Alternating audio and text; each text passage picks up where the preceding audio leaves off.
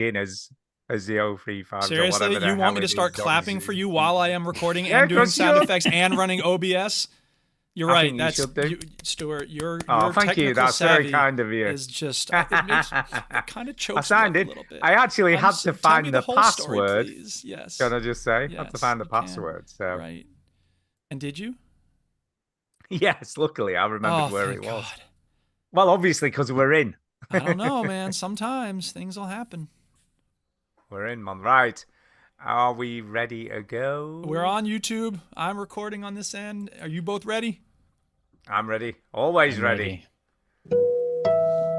Let's start the motherfucking show, bitch. All right, then I'm going to play the intro music, and I'll give you a big thumbs up when it's over. Welcome, yo, to the veteran gamers. Juju, Ginny, other fellas will tell you about every single game that you're playing this week. News, reviews, and an indie pick. Stu story time and Chinny's game breakers. Here comes Duke with the soundbite savior. It's the veteran gamers. Tiddler. It's the veteran gamers. It's the veteran gamers. Another reference by Duke that no one understands. Yeah, boy. Switch that console off before you have to press repeat, yo. That was a farcical sound effect. Hello and welcome to episode 807 of the Veteran Gamers podcast. Yeah, 807. What's up, people? Party people in the building. I'm Duke. I'm Stu. And I am not Chinny. I am Fraser. Oh my God, what's going on? Where's Chinny? Can I just say, Fraser, that camera of yours is sharp. What is that? It's a sharp camera. That's HD times 3. It is. It looks like 4K or something. It's 9K. What's going on I there? know it's only a 1080p camera, but you know what I did this time for buying this camera, and it's not the top of the line, but I bought a Logitech camera. All right. Yeah, I've got a lot, I but I was skinflin. I've cheaped out. 720p. Yeah, I've cheaped out before, and it's just forget it. Just go with the good brand and be done with it. Buy cheap, buy twice, right? Yeah, that's well. That's but sometimes Logitech stuff breaks too. Like they're a good brand, but you know sometimes their stuff is. Whatever. Yeah, like buy cheap, buy twice, but also sometimes buy expensive, buy twice. Yeah, that's true. Sometimes you buy cheap and you only buy once. Who knows? Yeah, it's true. Right? Who knows? Anyway, what's going on, people? Talking of buying expensive, by the way, Fraser, have you seen that they've reissued the Bang & Olufsen record player that they had out in the sort of 80s? Do you remember this? I have not, no. So, you know, when that used to go sideways? Yeah, so like tracking, yeah, and they used to go sideways. And I think it's about $5,000 or something, if not more money than that. It's a lot of money from what I can remember. I think pretty much at this point, anybody who's buying vinyl has more money than sense, because my son is buying records and they are not cheap anymore. Anyone I know buys vinyl. I think he's paying like $45-$50 for a record. Really? No, I must admit, I sort of managed to buy all. Are for old people. Buy all the vinyl I wanted. So I have bought some new vinyl. But I had quite a lot already in the attic, you know, in boxes from the 80s. They're called crates, man. Come on, you got to be hip. Yeah. Digging through the crates. So I already had quite a bit of old vinyl, but I have bought some, you know, when I bought my record player or turntable, whatever you want to call it. I have bought some more records. I didn't do too bad. Most of them were about £20, you know, 18 quid. Got some on, you know, reasonable deals. Were you rebuying old or were you buying something new? No. I'll be honest. I bought mostly reissues of stuff that I wanted. So of course, you're that age now, right? You're wistfully like, you got the disposable income to go into it. That's DJ right. Shadow. Yeah, we'll get you to buy this shit for the third time. Introducing. That's a terrific album. It is a terrific. Come on, dude. Oh, I was thinking about you guys. It's a terrific today, album. You can hear it for free on YouTube. Yeah, but it's not the idea of buying it again for $20 or £20. Like, no, thank you. $20, yeah. Got the Orbital's original album. Again, like all music is free right now. Like it's the Parks and Rec guy holding up his phone. It's yellow and green vinyl, though. I'm watching Finding Nemo right now. Get out of here. I'm still buying CDs, and I bought one that I just made sure that I remember to tell you guys that I bought. So I bought this the other day. I don't know if you recognize it. It's a bit out. That it's golden. Golden Section by System 7. I think System it's 7, like, yeah, that's a good album. yeah, Nice, third or System fourth album, I think, or 7. something like that. I don't know. I never got it, but I picked it up a something couple of like weeks that. ago. So Cool. yeah, I very love good. me a bit of System 7. I know you Yeah. guys do. Oh, so good. All right, So, anybody got a talking story music, time? by the way. Yeah, talking to music. Uh-oh, Stu's got a story time. My favorite time. It's story time. Story time. So yeah, talking to music, I did 50,024 steps yesterday. I don't know what that has to do with music, but I trust that you're going to get there. Because we went to the Dursbury Festival where Roger Sanchez was playing. Oh, the Roger Sanchez? Roger Sanchez doing a DJ Fraser, set. do you know who Roger Sanchez is? Yeah, was he wearing his hat? Is He very was dirty? definitely wearing his hat. Yeah, of course he was.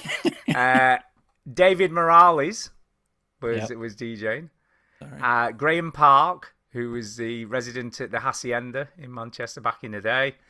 And the headline was Groove Armada. Oh, I So like the Groove headliner Armada. was They're pretty Groove good. Armada. Did they see Which is you kind of funny. shaking your ass? Yeah, it didn't. Do you know, he never played it. Ah. Never played it. Played super Well, I styling. mean, that's the thing is I'm sure they get to a point where they're like, you know what? I just don't want to play that today. Play it. It's like on The Simpsons. Well- no talking, no new crap. Taking care of business now. It was a DJ set, so it Right, wasn't like exactly. they were playing that stuff. But they if I played was some- on a it DJ was set, I'd be like, fucking here's bangers. half of this is gonna be my music. God damn it. Charlie XCX, when she starts her DJ set, she plays 365. Shall we do a Yeah. key? Shall we go in the bathroom? Well, they started with super 365 styling party and they ended with super styling. So you know what I there mean. you They go. sort It's a of good song. sandwiched it. Yeah. So yeah, they was fucking brilliant. They were just amazing. But the reason I did 50 because I was dancing for about 7 hours. And each dance step counts as one step.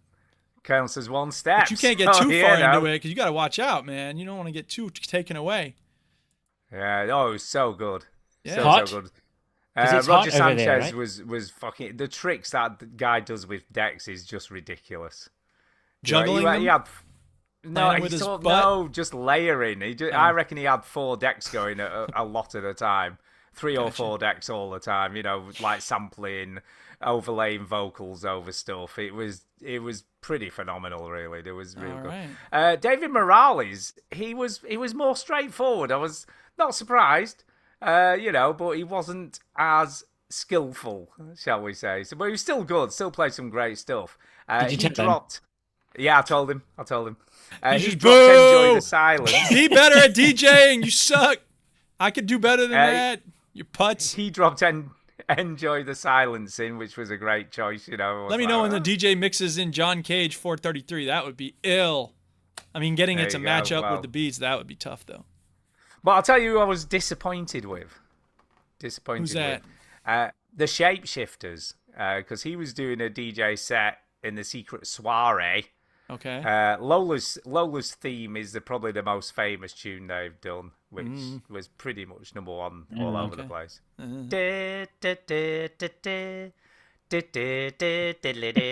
You must have heard it. It's a big tune. Anyway, No, I don't know. anyway, he has a Say, habit do of- it again. Do it again. Okay, I'll do it again. You ready? Do it again. I think I'm just getting it. I'm just getting it. Anyway, I need to have this call. It goes, shut up, touch up for the jet, I'm a leopard, bird, different the person. sheep, do the bread, the business. Good afternoon. So sir. anyway, we saw him. We went to a place called Joshua Brooks, which is this really seedy nightclub that in place Manchester, sucks. where sticky floors, all that sort of jive. Brilliant sound system though.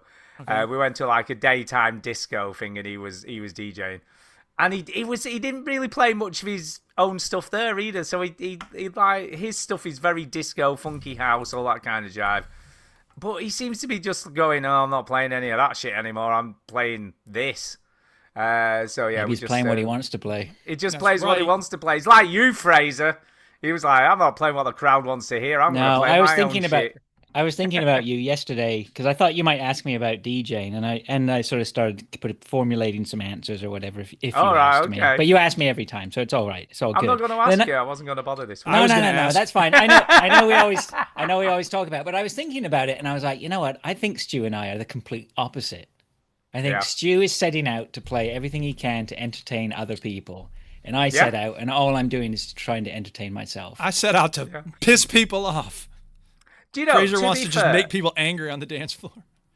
I don't want to make dancing, people but I'm not angry, happy but I about definitely won't compromise and play stuff that I don't want to play.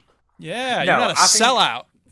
That's right. No, I don't think that I necessarily. I play stuff that I like. I mean, and that you might not like that. I like that stuff, but that's kind of, the funky house stuff. I love a bit of funky house.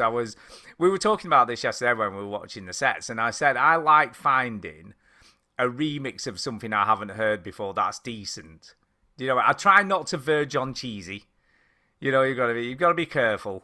I mean, because yesterday I think it was Dave Morales played Cola Boy 7 Ways to Love, which is verging on a bit cheesy. You know what I mean? It's getting into that sort of pop.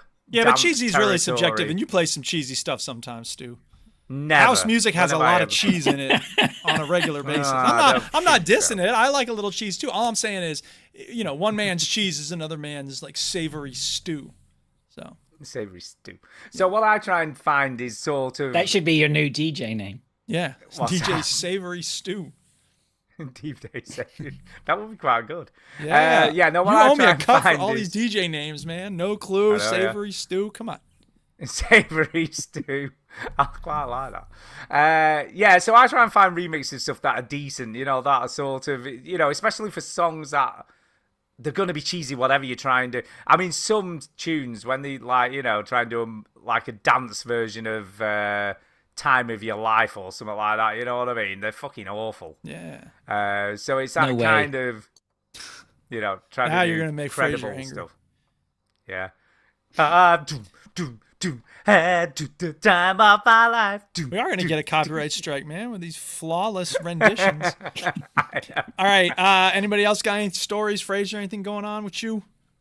I don't know. I mean, all I can do is vent. Probably. I had a week from hell. My dog went in for Go on, surgery. let's hear about Oh it. no, I like I'm that. sorry. Yeah, no, my dog went in for surgery, so that's fine. Oh. But obviously, it's something that had to be done. He had a lump removed, whatever. So it's like into the dog gets beaten up, comes out of surgery. He's fine. He'll be I'm fine glad or he's whatever. okay. But of course, it's not cheap when your dog goes into That's surgery. right. No, it isn't. And it's And then on nerve-wracking. the same day, I was like, oh, you know what? This tooth is still bothering me. I'm going to call the dentist. He goes, come in right away. Oh, And then right jeez. there on the spot, he just goes, you need to come in next week for a root canal. Oh, so, jeez. and here's how much it costs. And I'm like, oh That's my not God, cheap this is- either. Man. This is getting to be Sorry. a very expensive Monday. Yeah. Oof. Yeah. I'm sorry to What hear was it, his? man. Do you know- What was who hated Mondays? He had it right. Garfield, Bob man. Geldof. Do you know- He knew. And In Bob the Geldof. UK, I have NHS dental cover, which is lucky because not a lot of people get that these days. You have to pay private and stuff. But for a root canal, it costs about 300 quid. It's about 300 quid for a root I would canal. take that all day long. Yeah. Yeah, Yeah. you can multiply. I know that it's up a lot few more than times that for- private. Oh, A few more Savage. notes on the Most end of those it. socialized medicine is a better deal. Which one of your teeth is it? Is it at the back, the front? it's sort of bottom side left. Ah, this just one get it here. whipped out. It's way cheaper. You know what? I would, possibly depending on the tooth, I may have got it whipped out, but I already got quite a few that are whipped out already. I'm like, I know that's the trouble. I've got on the top right hand side. I bit on a seed, on some sort of seed, and unbeknownst to me, I fractured the tooth without realizing. So I hadn't even noticed I'd done it. And then maybe a couple of years later, it just sheared off. Just half of the tooth just came right off. yeah. So I went to the dentist and I said, look, this has happened. I've got like half a tooth. And she x-rayed it. I have no wisdom teeth. They never came through. And she's like, oh, there's a wisdom tooth underneath. That's never come through. I ain't messing with that. We'll have to get the dental surgeon to remove it. Oof. And unfortunately, on that top bit, I have no other teeth. That's my last back tooth at the top. So she was like, Anyway, went to see the dental surgeon. And he's like, he had a look, he's having a look at it. And he's like, is it hurting? I'm like, no. And this was like 3 months later because that's how long it took to get the dental surgeon, to get a place. And he's like, have you had any bother with it at all? I'm like, no, nothing really. And he's like, just leave it and see what happens. Do you know how long ago that was now? 16 10 years. years ago. Wow, 10 10 years years. ago. So I've still about got that? half a tooth, still going strong. Doesn't All right. hurt, doesn't bother me. I can still There chew you with go. it. Job's a good one. Cheap as chips. All Didn't cost me right. anything. Where are you going? Story time's over. Is it? you been playing? Not that people aren't loving Tooth Hour, What time is half it? a tooth. but think most people tuned in for discussions of video games, and we'll come Yeah, back let's to do Tooth that. Time a little later on, perhaps. Tooth time. Yeah. Half a tooth, man. Right. Half a tooth. Fraser, you're the okay. guest. I guess, are you starting? Yeah, you go first. Go first. Oh, we're straight into. I've never gone into Straight video into games you, so quickly. Fraser. Yeah, well, you know how we do things here. We just keep it on schedule. This ain't no Yeah, whatever animal, whale, dolphin, so whatever it is. I'm going to start with one. So I've been. I'll tell you what I'm starting. I'm starting with Blueprints. That's Oh, that's yeah? the big one. Oh, okay. I'll see you all in about half an hour. Let me know how it goes. Yeah, see you later, dude. So I started Blueprints and I got into it and I like it and I'll tell you straight off, I think it's already sitting there, probably my game of the year so far. Wow. You know, it's going to take a lot to unseat it, but yeah, I finished it. I rolled credits on it this week. I just got obsessed with it. And couldn't put it down and just kept plowing through. I got up to like day 105, I think. And then I finally rolled credits at around about day 105, and then I said, that's it. Because I hadn't even finished, I don't reckon, half of it. No, there's load. You can finish a game and still have loads to do, can't you? Well, that was it. I was hearing a lot of people were rolling credits way earlier than me, like day 35 or something like that. And I think Neil had said that he'd got to the end credits around day 46 or something, maybe. And I was a little bit concerned. He was about 35, wasn't he? I think he was around 35 when he finished. Yeah, and I was a little bit concerned. I was like, am I just not on the ball here? What am I? Am I a thickie? You're an idiot. You Why suck. am I not That's making the point it? of this game. Yeah, I think I do suck. But actually, that game has so many layers. Let's call them layers, if you like. It's like the movie Face Off. Face Off. Yeah. Face Off. Like. Oh, yeah, I know. It's that I spent a lot of time not trying to push towards the objective, which is to find room 46. I spent a lot of time just going day after day after day trying to achieve other things. And the game lets you do that, right? It lets you go on whatever path you want. It took me ages before I could figure out what the game actually was or what it wanted to be. What it is beyond the surface level. Yeah, I really couldn't figure it out for quite a while. I've come to the conclusion that the closest this game is, in my opinion, is Balatro. That's my. Well, that's fitting because I didn't like that either. So. Yeah, that's my fun. Well, yeah, I mean, that was the thing. And one of the other things I did was I went back and once I started it, and it was a few weeks after everybody had started, I went back and thought, oh, let's go. I know they talked about it on Veteran Gamers, but I can't remember. So I go back and have a listen to the episode where the three of you had played it. Oh boy, Duco. He hated It's not my thing. Are you talking about Balatro or Blueprints? No, Blueprints. I think yes. you didn't like Blueprints. I don't know. I think you got out of bed on the wrong side that day too, or something. But you had your guns out for it. Holy smokes! Yeah, it just wasn't my thing, and like it was really very much not my thing. And it wasn't okay that it was not my thing. It was like I was at fault for it not being my thing. Not that you were at fault, but I was. Oh, more we're going surprised. to continue with this, huh? Go ahead. Yeah, no, you weren't at fault. Oh, I was just surprised because I expected you to like it, and I think that was what it was. Well, I expected to like it too. I was told I was going to like it. I was told I had to like it. So. Yeah, I was just disappointed. I was not disappointed. Well, you said disappointed over and over. I was disappointed. You were that disappointed. You didn't like Well, I don't know what just, to tell you. My preferences in gaming are, mine and mine alone. I don't want to disappoint. It was irony. It was ironic because I expected you to like it and you didn't. No, there's no way. There's absolutely no way this game can be everyone's cup of tea. I mean, you have to have a mindset for it. And even me, like I was going through it at some points. I would play games, or do a day here and a day there, and I'd just be like, "What?" And Chinny, I think, said the same sort of thing. Well, Chinny that he hates it and this hated game, it at the same time. He was one of them sort of love-hate relationships. But what was funny was Chidi said he wasn't going to finish it, and then the following week, oh yeah, I have done. I had to go back and do it. You know what I mean? And it was that weird sort of juxtaposition between him not liking it but wanting to finish it because he was intrigued by what was going on. Yeah, it's a masterpiece of game making. It really is, for sure. Absolutely, not for everyone. Not everyone's cup of tea, obviously. But I couldn't sing its praises high enough. What a game! What a game! Yeah, I mean, I've got to go back and finish that yet, but I've been terrible this year. There's been so many good games to play. You know what I mean? And that That's the trouble, because you're just like, oh, I don't know what to play now. What's your one shot? And I'm really liking Crime Scene Cleaner as well. That's great, that is. You know, if you want something that's a bit grittier than Power Wash Simulator, but has the similar sort of itch that it scratches, that's definitely the game, because there's some dark shit going on in that game. Did you ever play Visceral Cleanup? No, that was Shadow Warrior one. Yeah, that was some Shadow Warrior, wasn't it? It was like a mini game from that originally. The OG no, I never played Crime that. Scene Cleanup. Yeah, but yeah, there's All too right, many anything good else about games this year Blueprints so there, far. Mr. Fraser, man? No, I don't think so. Just that it was great. There you go. Okay, well, I am glad you Very liked good. it. Thank you. Yeah. Stu, what you got? Okay, I'm gonna talk a little bit because I've just continued to play Next Fest stuff that I didn't get around to playing last week, so I downloaded a shitload of demos. Sure. I think I'll start with the one I just didn't get, and I have played one of these before. Have you ever played these liminal games? Either of you? I mean, I played Superliminal a little bit. And I know the name, there's but another I can't one, think I've played like them. the ones that they play with your sense of reality because you're clicking things, and they look far away at one point, and then you pull them closer to you. And No, that's not what these are. So that's not what this is. Well, there's a game anyway. called Superliminal that does exactly There was, that. So maybe there it's was, just misnamed but- or something, or you have a different idea of what liminal means. space games. I like these back room games.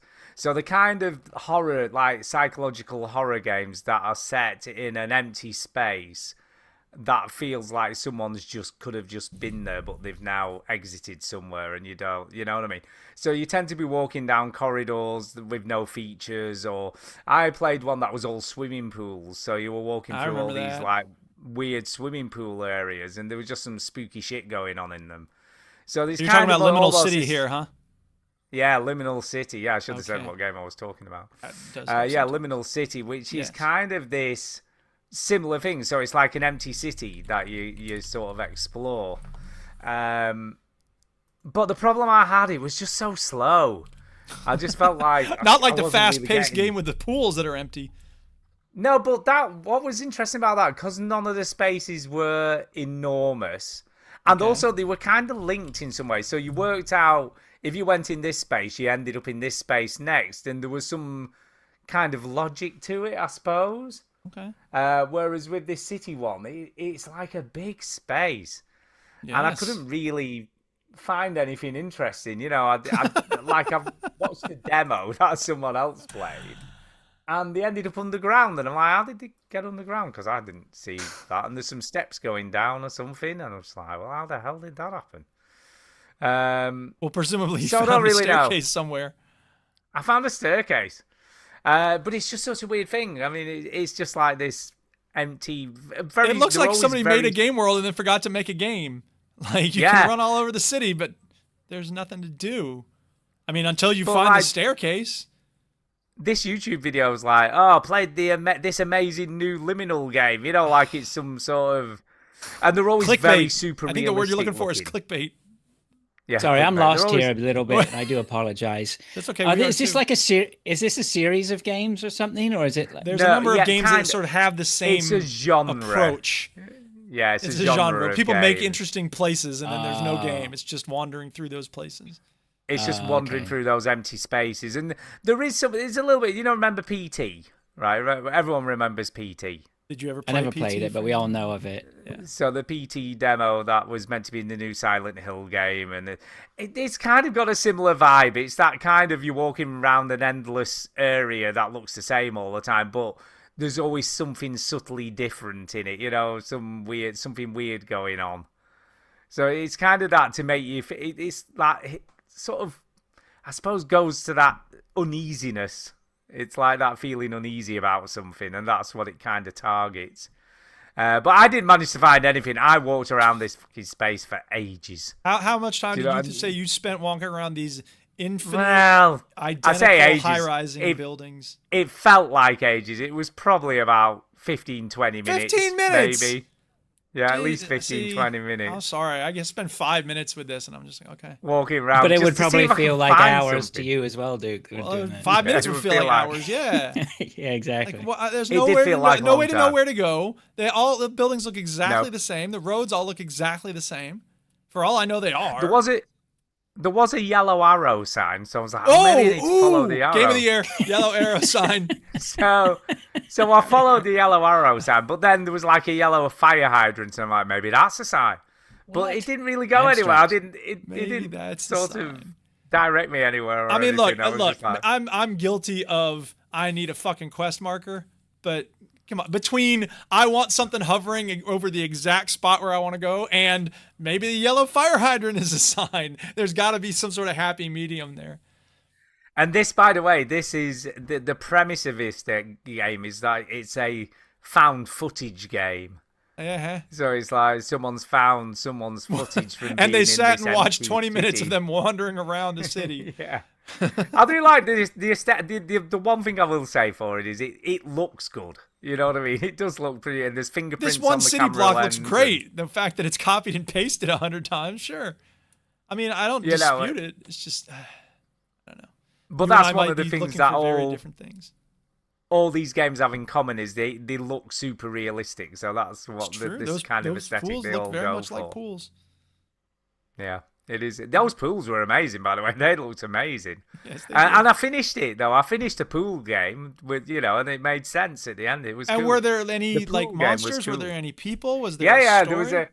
there was a bit where, and it was just more uneasy. Like there was a bit where I was walking around, and there was a drain in one of the pools, and there was like someone's face looking up through the drain, and then it disappeared. Like there was just weird shit like that, or just stuff out of the corner See, of your eye. that sounds you like the just- very start of a game, and I'm like, ooh, an interesting little weird uneasy thing. Someone looking up through a drain. But you're saying it like it was Yeah. the boss fight at the end of the game.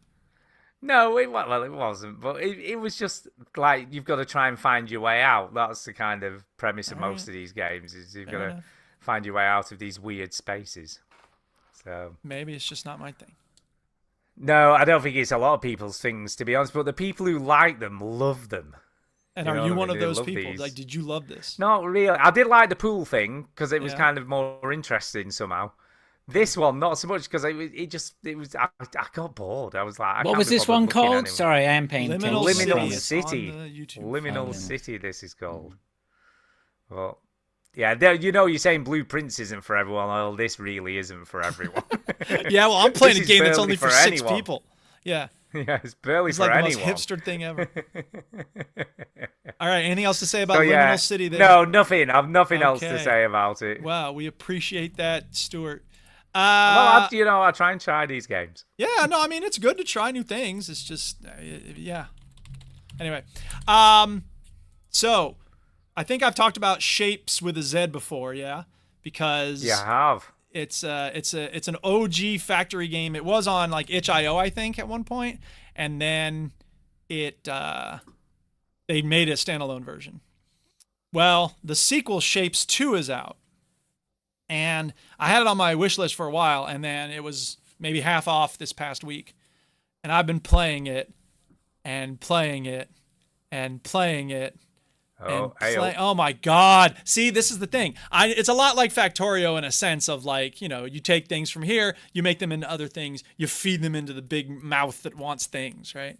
Okay. So in this case, the big mouth is this huge void, and it's a spiral, and I just watched the movie version of Uzumaki, so there was a weird parallel in that. But anyway, unlike Factorio, this game doesn't make you deal with power sources. Like, the shapes just keep coming, and you don't have to worry about what's powering anything. You get to just build as much as you want. You get to rearrange stuff at the drop of a hat. You just highlight everything you've built and hit delete, and it all goes away. And after like 5 levels, you unlock blueprints so you can copy and paste. It's so nice because you can set up this whole thing that will take, green squares and gray circles and then split them up and make it so that the quarter squares are on either side of the green thing. And then the other quarters, there are, gray quarter circles. So whatever. It's really satisfying. It's really addictive. Like, this is one of those games where like you look up and 2 hours has gone by and you're like, God damn, what the hell? Yeah, I'm just loving it. I am loving it, loving it, loving it. It's such an improvement on the first one. They've simplified the things that need to be simplified. They got, for instance, once upon a time, I think I've said before, what these factory games often need is miniaturization, right? It should be the case that when you start the game, then you are, sorry, I don't have ads completely blocked on my YouTube, so I have to keep like muting it so we don't have ads spamming on our channel as well. It should be that, you make a certain part of the factory at the start of the game, and then eventually you can compact it into like 2 spaces, you know what I mean? But they don't have that yet. What they did do is they got rid of a lot of the bloat that was in the first game. And so it just feels so much more intuitive now. I'm just loving it. I think Shapes 2 is probably the best factory game. Depending on what you want. Factorio obviously has a lot of beautiful stuff in it. In terms of like micromanaging things, and there's combat in Factorio as well. Whereas Satisfactory is a little bit of combat, a little bit of exploring, but it's a lot to do with power management and stuff like that. This is just about manipulating shapes and making them into new shapes, and I'm just loving it. So, Fraser, have you ever played one of these games? I did dive into Shapes. The first one. Probably about a year ago. Yeah, the first one. I think Dave. So Dave on our podcast is our resident. We call them Dave Games, right? Dave because Games. he's always Yeah. he's always into this sort of stuff. Nice. It's like you say, the amount of times Dave has told us, he started these games, and then the next thing he knows, it's 3 or 4 in the morning. It's it, and it's a running gag now. Dave, how many 3 or 4 in the morning stints did you do this week? Yeah. He put me onto that, and I thought I'd try it. I always have real high hopes for these games, and it's not that I don't like them. I absolutely love the premise of them. But I just find sometimes I can't devote the time that they probably want from me. And that's again, it's probably a time thing. These are one of these games I say, when I'm unable to get into a first person shooter and do action games and things like that, and I'm in my retirement mode and probably decrepit, and my knees are shot and all that sort of stuff. Yeah, then you'll be ready. I can for imagine Shapes. these things I'll be ready for them. Yeah. And it's really weird because it's such a different feeling from a first person shooter or an RPG or any other kind of game, because what you're doing is just creating shapes, and it's going into this void, and that's the end of it. You know what I mean? So yeah, it's not as though a first person shooter has a meaning or a significance to it. But on the other hand, these are bad guys. You got to stop the bad guys. You know what I mean? Like, the story makes sense. There's no story here to drive you whatsoever. It's just about making sure things are being made and then making them more efficiently. Yeah. So let me ask you this. So, Go ahead. everything's going into this swirling void at the end. Yes. So does it matter what goes in then? Yes. Is there specific things that Yes. have On to the left go side in of the there? screen, you may be able to see on the current feed that there are 2 tasks on the top of the left side of the screen. Those are called your milestones. All right. And then beneath Okay. that, you have the pinned tasks. The pinned tasks are just for like speeding up your belts or speeding up the stacking or speeding up, various things. The milestones will unlock other things, right? So there's 2 parts of the game in terms of what you throw into the void. You throw enough milestone things into the void, you can unlock other stuff. So right now, what you're looking at is the basic part of the factory. Circles come from the left and right, squares come from top and bottom. And then you can cut them apart, make them into quarters. They want, it looks like one of the milestones is a half a circle on top of a half a square, right? So you have to cut them apart, and then you have to stack them. And then Jesus Christ. eventually, that's just the first stage of the game. Once you get your operator's license, then you zoom out and you can get space stations that then are connected with space rails that then come into the platform. And those are all sorts of different shapes.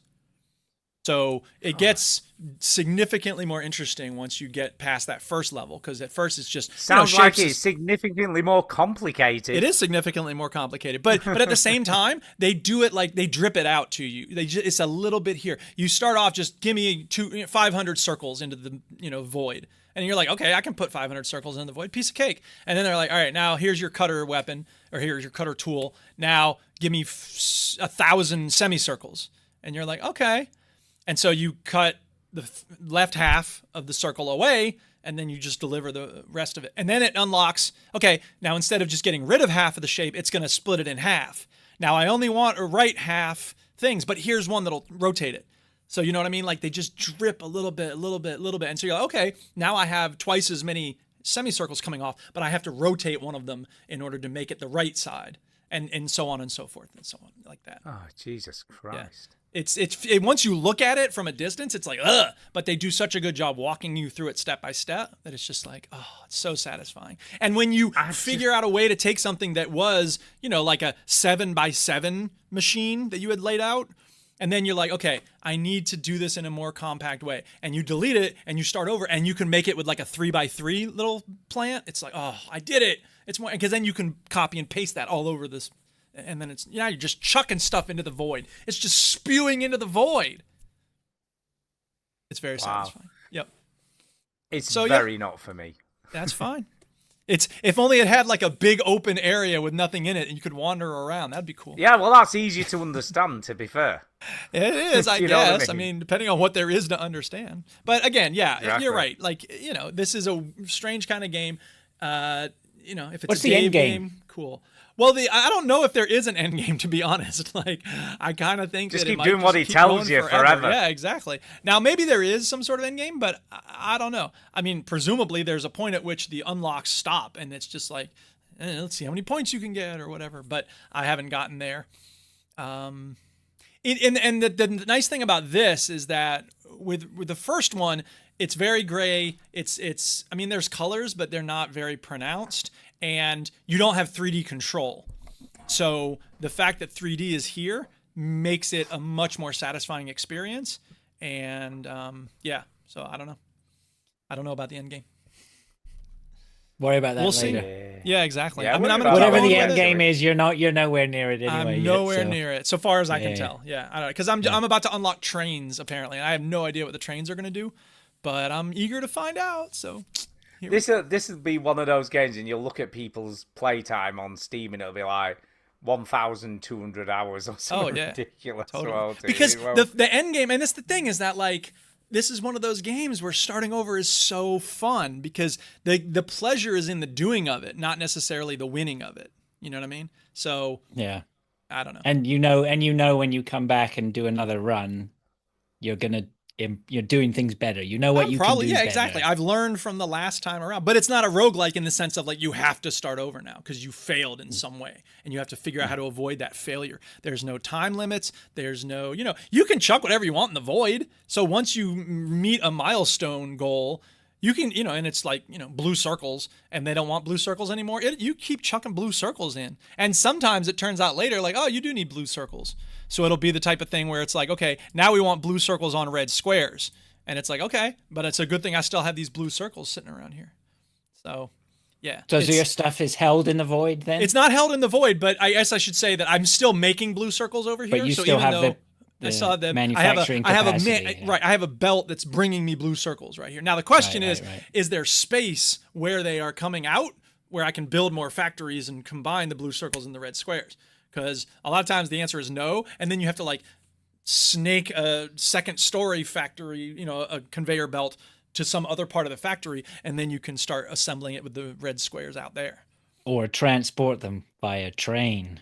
Well, maybe that's the next step, is transporting things by Maybe. trains. We'll see. You see, what I find weird about this, looking at it, it's almost like this exemplifies doing something pointless because it's all going into this swirly void, and you don't even know why it's going in the swirly That's void. or true. why There's it no has to. story. Yeah, there's the No, in that so it's sense, almost like there's it's getting absolutely you no to story. do all these almost meaningless tasks, but like busy work that you enjoy doing. Yeah, but it's also the case where a lot of games are just based on like number go up, and this game doesn't pretend to be anything other than that. So No, that's what I mean. It's very. It doesn't hide the fact that you're doing stuff and it doesn't give you a reason. You're just doing it anyway. Yeah, but the reason is that it's fun for me. So I mean, you're right. If you want a story in your game, you should not play this because there is no story whatsoever. But on the other hand, like Rocket League doesn't have a story either, but it's still very much fun. So Yeah, true, I guess. And I get the same point there, like put the ball in the goal. Why? So I can have a higher number than the other team. Number Yeah, go I up. guess, but that's like a competitive sort of the nature, like any sort of team game, Yeah, isn't it? It's a- I don't know if I can even explain the competition. allure of a logistical game. You know what I mean? Like, there aren't very many examples of this sort of thing outside of video games, because I was most gonna say, board they're games, becoming- card games, role-playing games, there's Yeah. always a story, there's a point. yeah, it's either cooperative or it's competitive. Yeah, It's problem Whereas this solving, is- though, isn't it? it is Yeah. problem problem solving. Yeah, solving, I it guess. definitely is. It's just that, the question is, like, to what end? And Stu's correct that Yeah. there isn't really an end to the solving of the problem other than, like, I solved this problem. And, look, that's the way a lot of puzzle games are. Portal is unusual in that it's a puzzle game with a story. Talos Principle is another one. I think the difference with this is you could set up a load of machines sending the wrong things into the void thing, but it's not going to spit them back out, is it? And go, I don't want them. No. I wanted the squidgily, circly ones with only Nor one does it need to be. square on, Like, that's fine. I would hate it if it got mad when you sent it the wrong thing. Like, No, that's because what I mean. You could be sending all the wrong things in. It wouldn't make any difference, would it? well, it just doesn't get you. It doesn't make the number go up. Yeah. If you want the number to go up, you It's- better send it the right. It's kind of, when you really like look at it, it's kind of a more complex version of a cookie clicker, isn't it? That's what this is. Well, except that, sort of, except that in a cookie clicker, it's doing things by itself. And in this game, you have to lay out the paths and you have to plan out the ways that the machines are going to work together to produce something that you want Yeah, to no, I produce. get that, but you understand what I'm saying, though, don't you? It is almost like this sort of very complicated cookie clicker. It scratches that itch of getting to a target, doesn't it? You're just constantly trying to get to the next target, then you can do the next task that it sets you to do, sort of thing. Yeah, in that sense, yeah, it is, I suppose. I feel like I couldn't really get into idle games, clicker games, just don't No, appeal to no, me. yeah, no, And, I get that. But this really I get much that. does, so. Yeah. Anyway, Shapes 2, Anyway. it's awesome. If you're cool, you like it, you already know how awesome it is. And if not, it's okay. Maybe you'll like it someday. All right, who's next? Fraser, you back up? I think it's Fraser's back. Yeah, what have I got? I'm for shame, I haven't been deep diving too much into anything else. Like I say, Blueprints ate all my time over the last few weeks. I did fire up Doom Dark Ages this morning. Okay.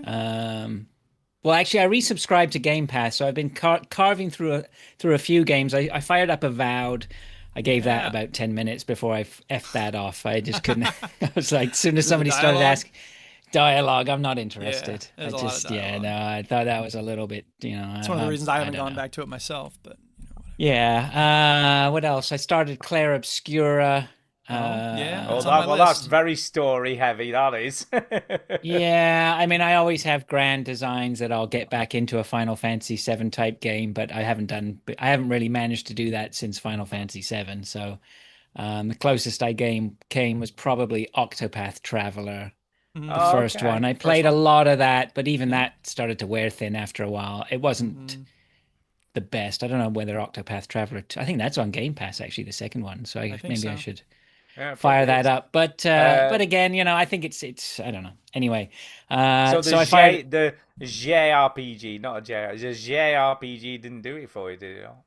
I didn't give Claire Obscura enough time. I haven't uninstalled it. I've uninstalled Oh. Avowed. That got that went to the chopping Wow. block. But yeah, so I'll probably go back. Just need to catch that at the right time, I think. But I did fire up Doom Dark Ages this morning. I was like, well, everyone's talking about that, so I better check that out. That is Now, all talk right. about a good That is- story.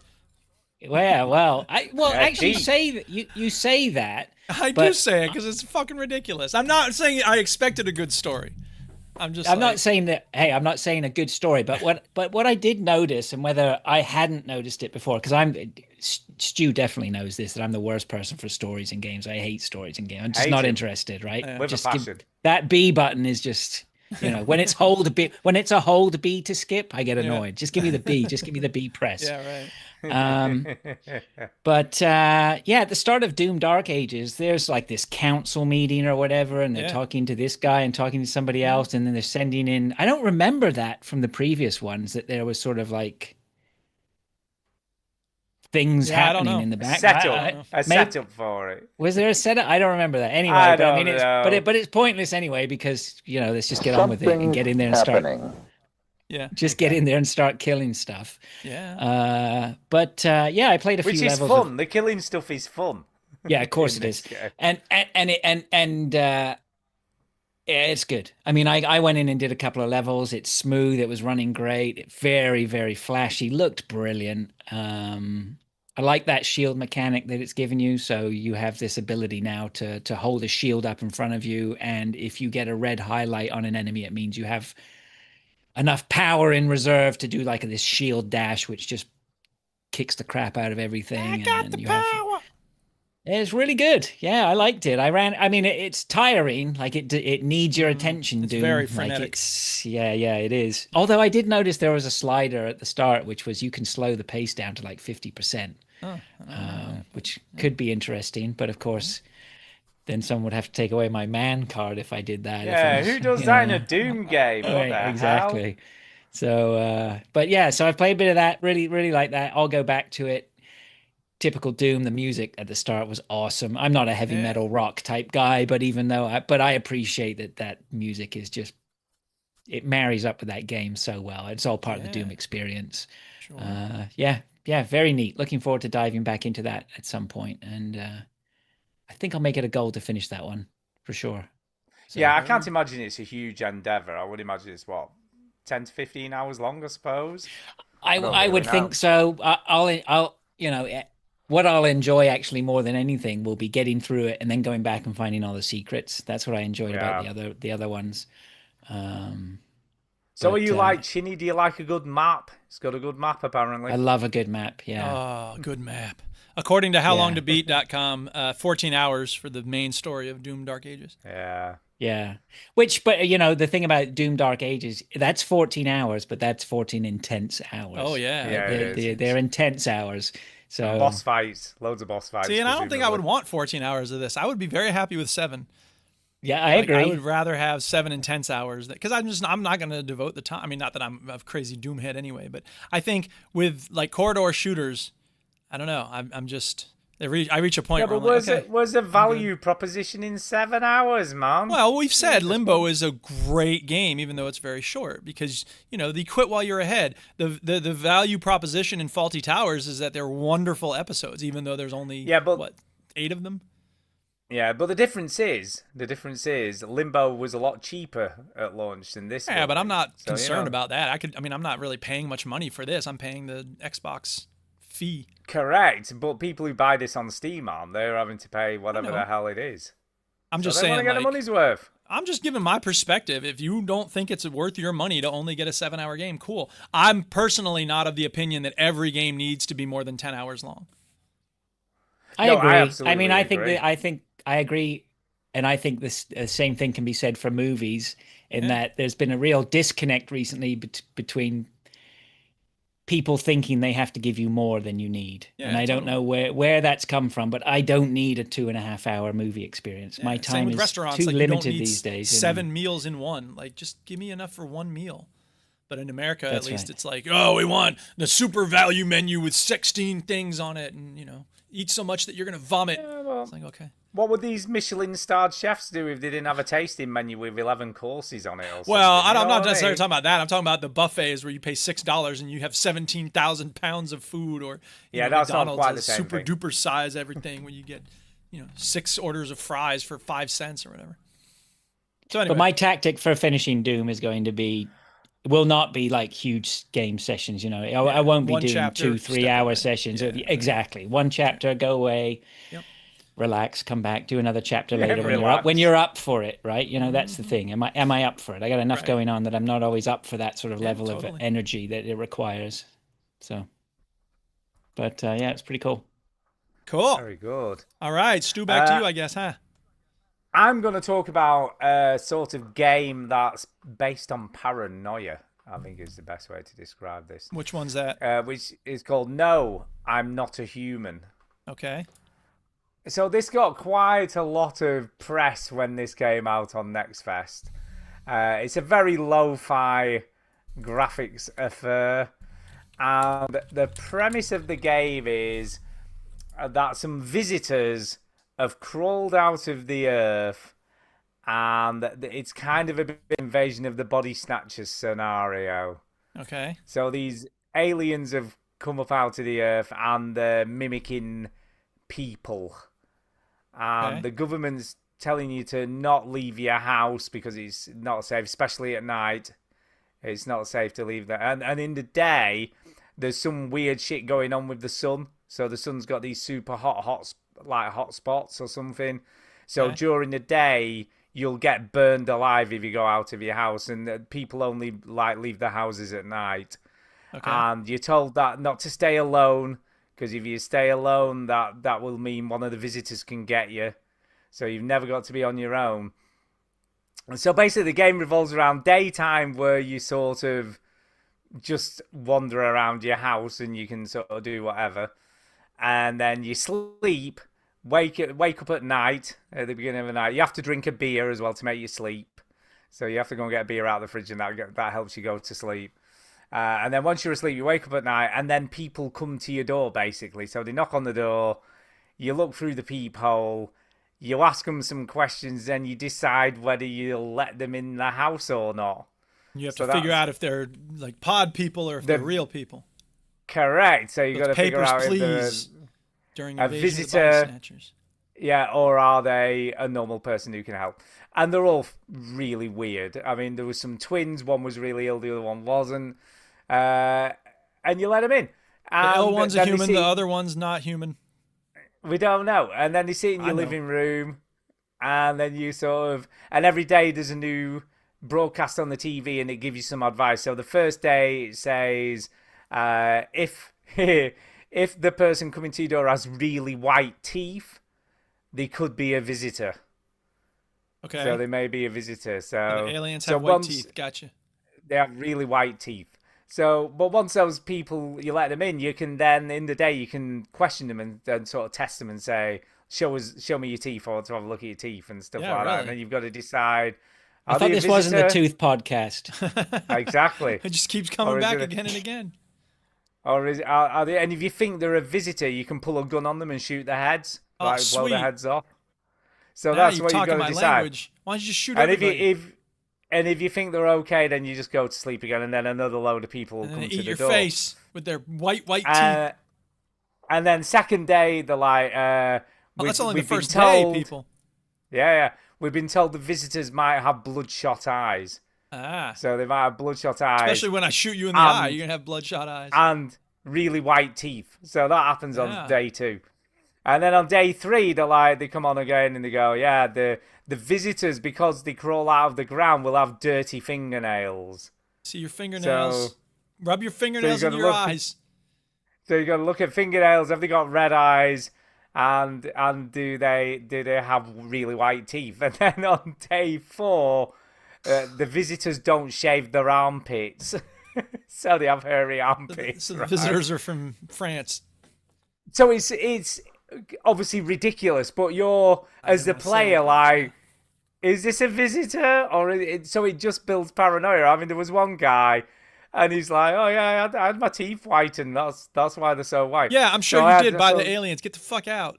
So I'm like, show me your fingernails, and he's like, yeah, well they're dirty because I haven't been able to wash. I don't for want to hear like your so many excuses, dude. weeks." This is my house. Get the I fuck know. on. And then he's like, and he's got bloodshot eye. Oh, I've had an eye infection. So he's got all these excuses. You're about to have Well, a I'm like, head infection when I blow your head off. Is he an alien now, or is he a real? I don't know. So I just blew his head off. Well, I Just thought like- those are the things that, I mean, what are they going to say? Of course, I got an eye infection.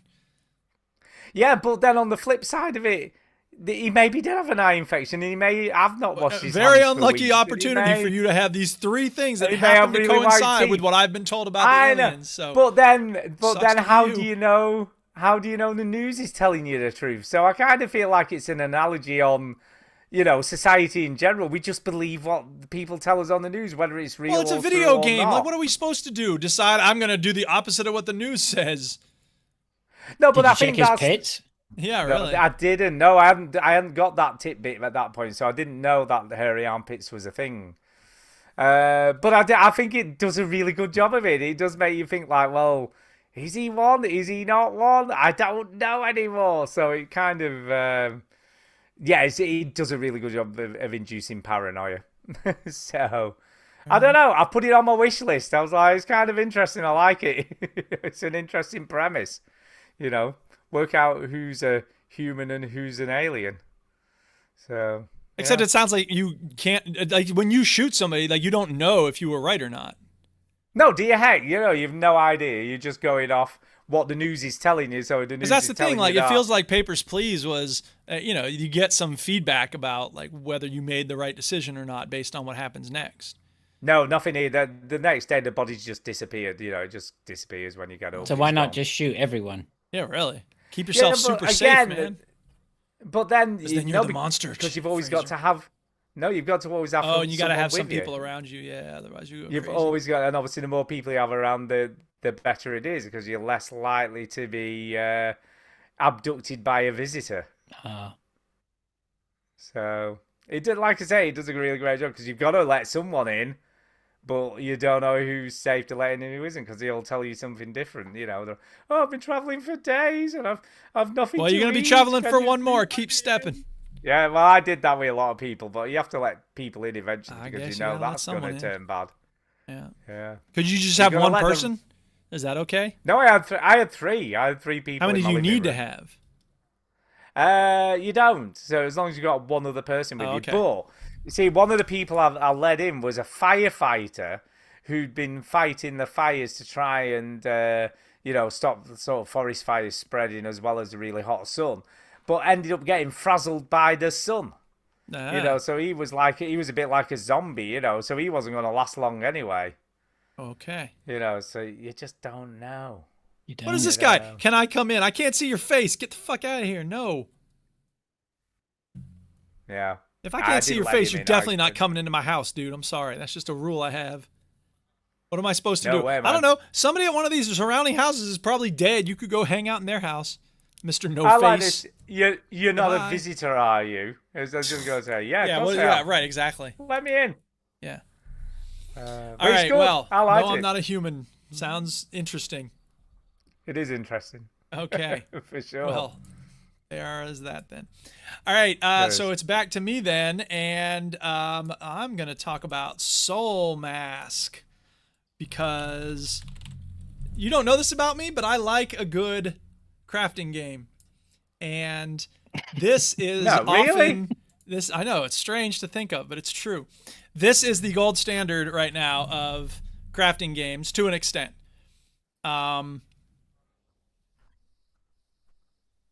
Valheim, and I know you were into Valheim for a while, Fraser, yeah? The jury's out on that one because the Valheim story is we had the Valheim server. I think I started the game with some people, built a house, and then just sort of fell off the face of the earth and only came back when they had finally done everything they needed to do and were confronting the final boss. I came in for the glory. No, I'm here for this. And then just skipped out again. So pretty funny. my name is Mud in the Valheim community Yeah, as it fair goes, enough. actually. Well, so Soul Mask is sort of trying to do what Valheim did. The difference is, I mean, it's base building, it's crafting. The crafting tree is bonkers. It's so detailed. I've been playing this, no lie, like 12 hours now. I haven't even gotten to bronze. I haven't even gotten to bronze weapons yet. I'm still using weapons made of animal bone. That's how deep this game is. Like, it's so intricate, and it's so. But here's the other thing. In addition to a very deep crafting tree, the other thing it has is these tribesmen. You fight these humans who are like, first of all, the story is you escape from some human sacrifice ritual, and then you're running out of the temple, and you find this mask that like zooms onto your face, and you're like, ah! So you have this mask, and what it does is when you fight humans, once you get set up on the island and you make a base, You fight humans. If you get them to like 20% of their health or less, you can press E and then you stare at them with the mask and you're like, ah, suck your soul. And then their essence goes into the mask and then they're like part of your, tribe now. So the whole game is building up this squad of AI NPCs that hang around your base, and they will gather wood for you. They will gather stone. They will process the wood. They will tend the bonfire, which is the thing that makes sure your house doesn't fall down. And then, you keep learning new things. You keep leveling up. You get better weapons. You get better gear. You can expand your territory. You go to other ruins where there's other people. You can either kill them or drain them. And then they become your tribesmen. It's very interesting. You have to look after them. You have to feed them. And sort of, not really. What you have to do is you have to so you get a lot of meat when you get attacked by wild dogs or boars or whatever it is, right? So you bring the meat back and then you can put the meat in one box that's, and it's really good inventory management system because you can say this box is only for this thing, raw meat or whatever, raw foods. And then this other box is for processed foods. And then you tell one of your tribesmen, hey, take the raw food from the raw food box, cook it, and then put the cooked food in the cooked food box. And then every tribesman knows to get food from the cooked food box. So it's kind of like programming these people and telling people, okay, look, on this base, you're in charge of getting the wood, you're in charge of getting this. And then when it's time to fight, you can recruit 2 people to be like your posse. And it's like, all right, let's go fuck up this people on the next ruin. And the combat is really well done. It's very satisfying. It's kind of it's not as good as The Witcher, but it's that kind of thing. Third person, very precise timing. If you counter at the right moment, then the enemy you're fighting gets stunned and you can retaliate. There's special moves based on different weapons. So I'm using the double swords and you have this jump attack where you're rah, rah, rah, rah, rah. It's very engrossing. Another game what I'm seeing so far looks pretty good. It looks a little bit basic, but it looks all right. It's nothing. The graphics are nothing beyond what you'd get in. I think that the building is more satisfying than Valheim. Valheim felt very, I don't know, a little wonky, a little janky. The graphics weren't really very sharp. Whereas in this game, everything feels like it fits together very well, and everything. It's not amazing graphics, but it's very satisfying, and the combat and the game mechanics all work really well. It does look cool. Yeah. I'm really so is this an MMO or is it literally a single player? It's kind of like Valheim in that it's hard to describe whether they're MMO or not. In other words, you can play with friends. I could probably find a public server to play on, but I'm playing it totally solo offline, which is how I played Valheim, which is how I played Enshrouded. A lot of these games, Rust for all intents and purposes is a game I mostly played by myself. Once Human, same kind of thing. So, I'm not really into the part of an MMO, no. Which is, different for most people. But I think of them as RPGs at this point, This was $15, maybe $20, and I've already gotten my money's worth. Yeah, so you good. Bought this and everything, so you paid for it. The one annoying thing that I have had is, right now we're looking at someone who built a big base with one exit door, right? And so they have their person presumably going out to tend the fire or whatever it is. They'll come back, dealing with the different workstations, whatever.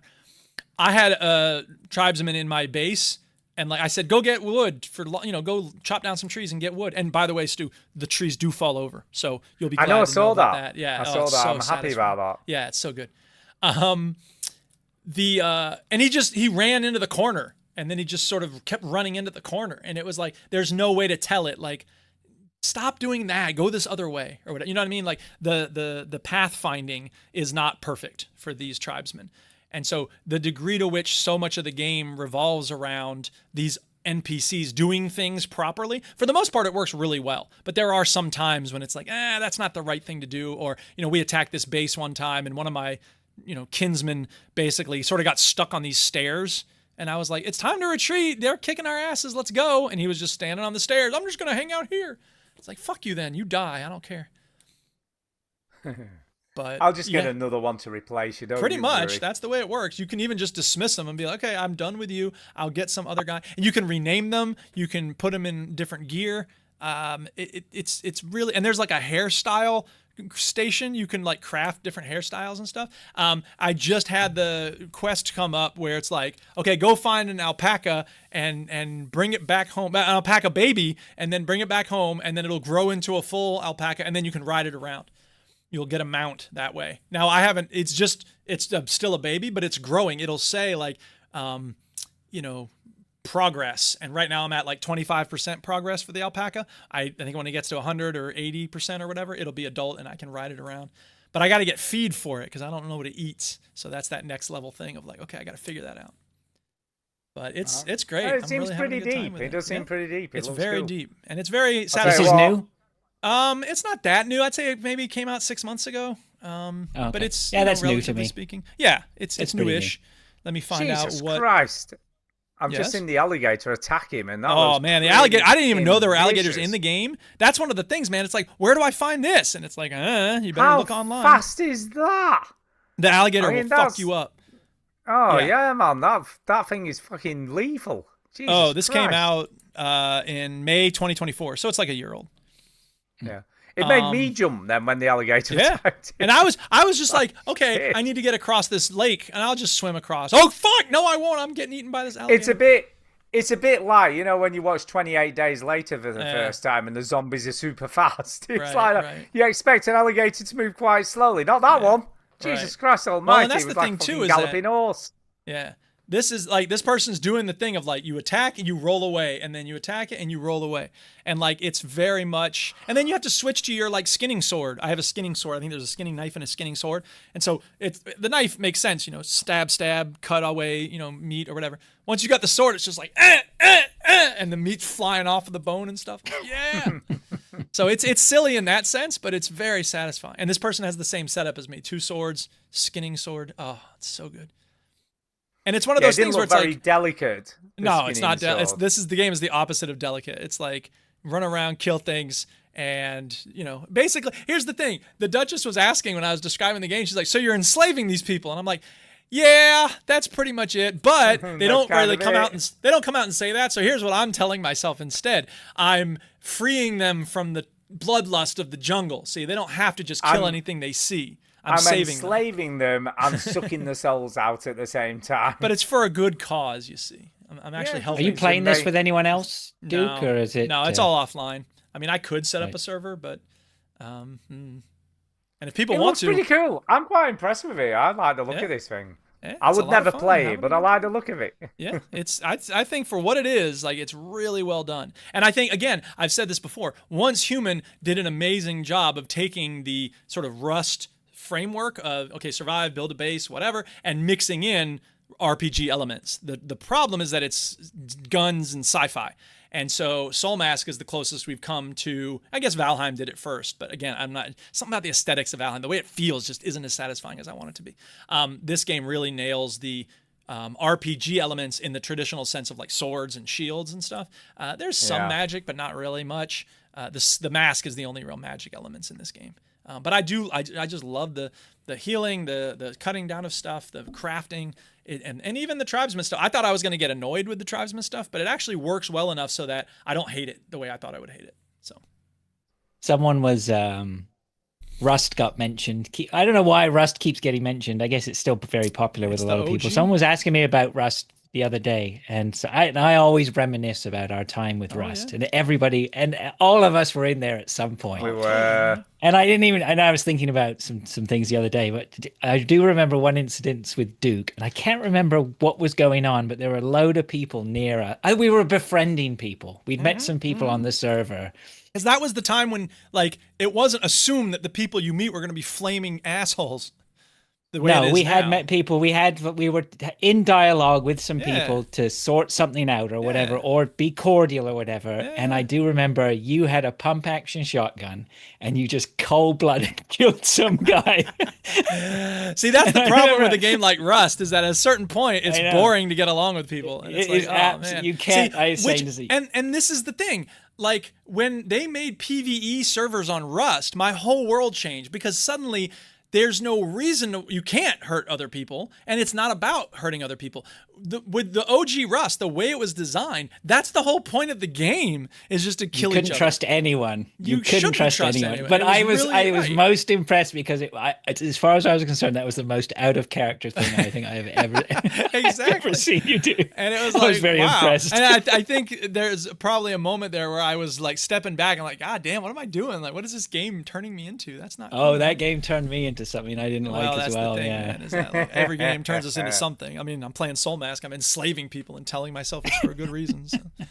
I always remember, and I never ever forget about this, where Fraser had his like room trap where people would come in, and once they're in, they couldn't get out. Yeah, that's right. You know, like I called it fishing. Yeah. Fishing, yeah. Sure. Yeah, that was a lot of dark. people That do took that me though. to I it. mean, that's the thing is that there's a whole sub menu of the building mechanic. It's like, here's your traps. Here's a way you can ensnare people. And in this game too, the difference is that you're doing it against NPCs rather than but to be fair, I humans. feel like Fraser was doing that before that was even a mechanic in the game. He was Oh, already probably. at it. Oh, sure. Yeah. A lot of people found ways to, you just put a foundation and then you take away the foundation. They just fall down into the ground or whatever it is. So, yeah. Good times. But then they said, Good like, oh, that's times. what people want? Okay. Let's give them more of that. Let's actually The do other it. thing about Soul Mask that's bugging me is that one of the things you get early in the game, you find somebody who has this like lantern with them. So you can put it on your belt and you don't have to hold up a torch to see at night. This person's currently stumbling around in the dark. They can't see shit. I'm going to fast forward so we don't have to look at the darkness. Anyway, but it's powered by a firefly. And so I'm like, okay, well, how do I get fireflies? Well, at one point in the crafting tree, it's like bug net tool. Okay, I'll make a bug net and I'm going to go find some fireflies. I must have run around for 10 minutes and I couldn't find any fireflies anywhere. I'm like, what the fuck? I look online. They go, oh, they're near water sources. I'm like, no, they're not. I was just hanging out near water sources. Ain't no fireflies anywhere. That's the one thing that kind of bugs me at times is like, if you need, and you don't really need it, but I want it. Can I just say, on screen here, there's loads of fireflies.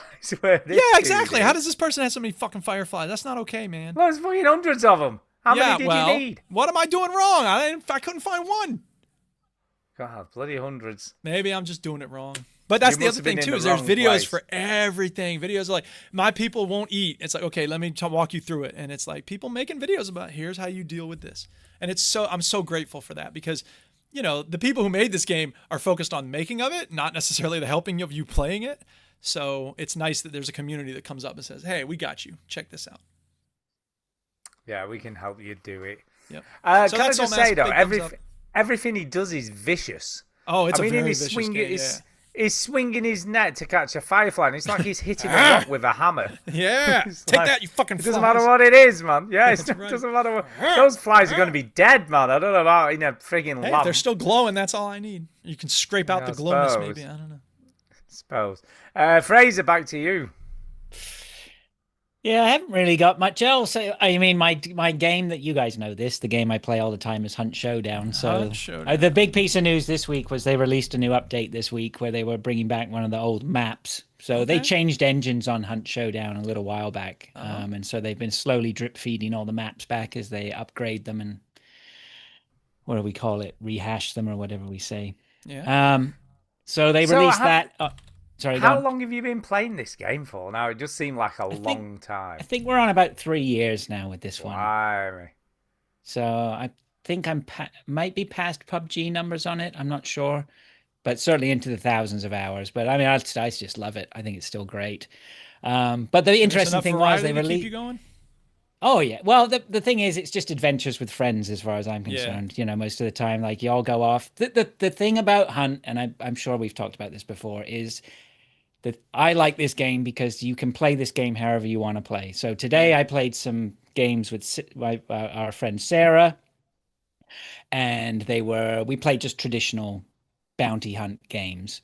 Then later on, I played some solo Clash, which is just hardcore. I was just trying to achieve some challenge objectives. Another time, maybe tonight later, if I get on with my cousin, the two of us will just do what we call mooching runs, where we avoid all trouble and we just try and get experience points from killing things. Or we know how, with events, we know how to milk the events for the maximum amount of XP. And we do that to prestige. So we're like prestige whores. So we're doing that. If you want to go out, if you want to play a super aggressive game, you can get your loadout together and just head straight towards any of the firefights and go fight, fight, fight. If you want to be a sniper and go sit in a bush, you can do that. If you want to be a trapper and go be an absolute weaselly piece of shit, you can go do that, which is amazing fun. It's just, there's a lot of variety. There's a lot of variety, and I tap into all of it at different times. And this maybe comes back to what we were saying, like about Doom. I have to be in the right frame of mind probably to play Doom. Whereas with Hunt, I can be in a number of different frames of mind, and I can go into the game and tailor the experience to what I want it to be. So from that point of view, the game just keeps delivering. Yeah. The story from this week, though, is that they have a new event. They had the new map. They had the new patch. They released it, and it borked everything. It didn't work at all, so they had to. They canceled it, and they reverted back to the old patch. I'm not used to hearing that. And it took out the game on consoles for a day too, so no one could play on console. So I mean, anybody who plays, you'd think they'd test this thing first, wouldn't you? Before I think they said the problem was they had tested it, but when it went to super high numbers of people, it created problems that they didn't realize. Whatever, all of us who've played Hunt for however many years know that Crytek constantly shit the bed every time they do something, but we still love them. So you just get used to it. You know, it is what it is. It's been a huge success, this game, for them, though, hasn't it? Yeah, I think it's still ongoing too. I think, you know, there's seems to, you know, every event brings a steady stream of new players in. I highly recommend it, particularly if you can find people to play with. It's a lot of fun. So yeah, carrying on with that. Business as usual with Hunt, which is great. I can't stop playing it. Can't stop playing. I'm going to talk about a Next Fest demo that I played that I actually really, really liked. So this is something I've come across online. Which one's that? Pretty cool. Dead as Disco. Disco's not dead. Dead as Disco. Yeah, it's an Stu likes name. disco music. And I think people who like Chinny, like Sifu, would like this game. Oh yeah, huh? Because it's kind of a music rhythm game, but it isn't. Okay. So it makes you feel really like you're doing something really cool, but although it's timing based, it doesn't. You don't have to. It's like attack to the music. So all the punches and kicks and all that stuff that you do is in time with the music. Do you have to be in time with the music in order to be successful? No, that's what I mean. It's a bit weird. Yeah. So you do an attack, but however, you know, quickly or slowly you're pressing the button, it will always be in time with the music, and it just looks fucking cool as anything when you're doing it. And there's like big like finishing moves, there's like defense stuff, there's attack stuff, dodging, counters. So all the usual stuff that you get. Right. But the great thing about, so it does have tracks. There is literally one licensed track that I can tell. Yeah. But beyond that, it's all, so, you know, the usual people have made tracks for the game that sound a bit like other stuff. There'll be like a tech housey one, there'll be a techno one, a heavy rock one, and everything's obviously in time to music. But I perceive you in that direction, grooving with your butt. It's like really close, but not the actual songs. Exactly.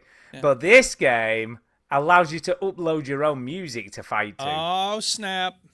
So any MP3s on your, you know, and there's a big disclaimer saying, oh, if you don't own the rights to this song, you can't upload it to this thing, whatever. If you didn't pay for it, don't upload it and all that sort of jazz. But let's be honest, who really gives a shit? Honest. Come on. I do.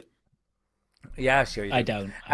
So I was uploading sort of loads of really cool house tracks to it to see, because they're gonna work, aren't they? Anything with a 4 to the floor beat is gonna be maybe perfect not Bohemian Rhapsody. How can you fight to cheese, Stu? Exactly. I just do it, man. What is love? Baby, don't punch me. Baby, don't hurt me. Yeah, don't punch me. Don't hurt me works as well, to be fair. Yeah, that's right. But the animations are great. It looks really great. It's slick. But yeah, the one licensed track that includes is Maniac. Oh. You know, Maniac for your love. Yeah, and that's it. That's the only and all the others of these weird tracks, and yeah, there's that very one, only one license track. So presumably they could afford the license for one Let's get track, and one then that song. was it. Which song are And we we going can to pick get? Snaps the Power? one No. song. Pump Up the Jam, Technotronic? No. What about No. Maniac from Flashdance? Maniac. Okay. Yeah. Yeah. So that's what it is. And do you know what, though? It's kind of cool. And it's a score attack game. So basically, you just got to get through as many rounds as you can till the song finishes. Yeah. And he does all these weird disco poses and stuff in between fights. He'll do, like, you know, a come on, like, hand gesture. Cool. And it's cool. There's a good variety of enemies. Some will shoot at you, some attack you, and you have to dodge them first before you can do a counter attack. Some have shields. So I loved it. I just loved it. Cool. So if you like music rhythm games and you don't actually have a lot of skill at them, then this is the perfect game Well, for I you. mean, I've always said the reason Soul Blade stood out for me among fighting games is you just mash buttons and you'd be okay. It looks like this might be the same kind of thing. But he's doing some dodging moves. You have to be careful. Oh yeah, with your yeah. dodges. There is skill involved. Yeah, It isn't all easy peasy, but you don't have to worry too much about timing it on the beat of the music or anything like that. And he just does it, and it sounds great. Like when it's like, you know, or whatever. He's perfectly. That sounded like the Duchess beatbox. It did sound like the Duchess beatbox. I mean, not as skilled, but you know, still. Not as good, obviously. Yeah, but it's got to be totally. It's always totally in time with the music, and it just sounds great. And you do a finisher, and it's just so satisfying. So yeah, I totally recommend it. It's great. Cool. Dead as Disco. Dead as Disco. All right, well, I got one more, and then we can talk about Play My Game. Okay. Because, you know, crafting is kind of my thing. So, Oh God. as soon as I had start playing Soul Mask, there was another game that I had had on my wish list for a very long time that came up on sale half off. And I was like, well, goddamn. Okay, so I'm going to play this. It's called Nightingale, and this is steampunk. That's the one twist to it. It's first-person POV, so that's the other thing to it. And has he lost memory? No, there's Or nothing she. really to do He or with she. amnesia. It's just like you have a backstory, and then you end up in this void, and then there's this character named Puck, who is very much like the Midsummer Night's Dream Puck, who's, you know, speaking in this kind of strange way and giving vague recommendations to magical eras of the, you know, years gone past. But, you know, same basic setup. You create a little house for yourself. You make tools. You go around. You fight monsters. You get better gear. You know, that kind of feedback loop. The difference with Nightingale, the thing that it really tries to make it stand out is that there are all these different realms that you access with different cards. And apparently, they used to be kind of randomized, but you had different cards that would make, okay, this realm's going to be, you know, I don't know, 20% less gravity or whatever it is. And then floating rocks and stuff like that. The graphics are very beautiful, and it's very surreal. It looks great. It does look great. The crafting is It does solid. have like that fairy tale feel about it. It does. It really does. And you know, right now it's raining, so it doesn't really, you can't, you know, in this particular game, like, it doesn't look that impressive, but once the rain stops, you can see, you know, all the stuff. It's got some very impressive looking worlds. Instead of a glider, you have an umbrella, which is kind of stupid. Oh, okay. Bit whimsical. It's whimsical. It fits the steampunk aesthetic, I suppose, but it's kind of dumb as well. Like, oh, I have my umbrella, I'm Mary Poppins. So there's a part of me that's like, fuck that, man. I'll bring it out when I need it, but aside from that, I'm not using this umbrella. But that's the problem, because you don't always know when you're going to need your glider, right? Like, if you end up accidentally going off a cliff, you don't want to be suddenly trying to choose the, you know, I might make sure I hit 8 because that's where my umbrella is, or whatever it is. The combat's not amazing. You can recruit people to work in your base, kind of like Soul Mask. It doesn't work as well as Soul Mask does in that regard, in terms of having, you know, your little tribe of people helping you out. There's a part of the game, I think we're looking at it now, where the dude is like going around in a village, and the village, the one that I came to, the one that looks like the one they're doing, is like underneath the ground. Like, you go to the sort of town hall or whatever it is of this abandoned town, and there's these monsters that attack you, and then you go down underneath that town hall, and there's like people living in this underground area. It's like, this is weird. Why are you living down here? I mean, I get that there's monsters out there, but on the other hand, you could kill monsters. You seem kind of capable.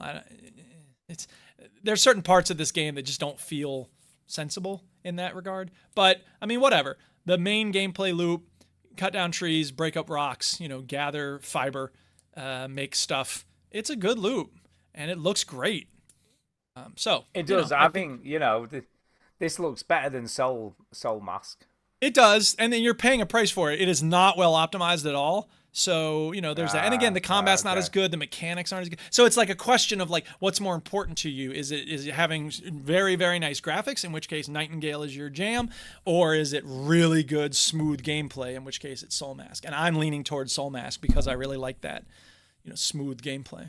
Well, gameplay is king, as they say. It is. It really is. But, I'm going to keep my eye on. This is early access, and they keep fiddling with it, so I'm going to keep my eye on it. I'll probably keep playing it, when I want something of a break from Soul Mask. Because Soul Mask gets to a point where it's like, okay, for instance, at some point this week, I went into a base, like the biggest fight I'd had yet, and I got through like half the base, and then they started just stomping the hell out of me, and I went back to get my stuff that had dropped when I died, and then they stomped me again, and I was like, oh shit. So I had to do a little building up of my forces, get a couple of comrades with me to go back and fight, and then I just went in, got my stuff, and ran out. So I have to it becomes a combat game in that sense, whereas this game, there is combat. And the other thing about Nightingale that's kind of bugging me is that I went to fight a boss, and you can't just fight the boss. You go into this temple, and then there's monsters coming out. There's these generators basically that spawn monsters, and so you have to kill the monsters and then defeat the generator before it spawns more monsters, right? But if you can't tell where the generator is, then there's two challenges. You have to fight the monsters and then figure out where this spawner is. It's kind of like Gauntlet in that sense. And then you get rid of the generator. And then once I got rid of that, it was like, okay, now you need to figure out how to open up this big gate so you can get to the boss. And there's these glowing red things, and you have to touch them in the proper sequence in order to raise the gate. And it was just it wasn't clear what I was supposed to do. So I was just kind of annoyed by that. So, again, there's some design features in this game that are a little, not my cup of tea. But again, it's early access, so who knows? Hopefully they'll fix those. Yeah, it looks good though. In the meantime, I guess it that's looks very good. the takeaway. It's nice yes, to it look is. at. It's nice to look at. Yep. Right, should we talk about Rematch? Which I think we should talk about the talked about Sifu earlier. That's where this comes from. Yeah, bitch. Yeah, bitch. Play my game, bitch. Yeah, it's got the Breaking Bad connection.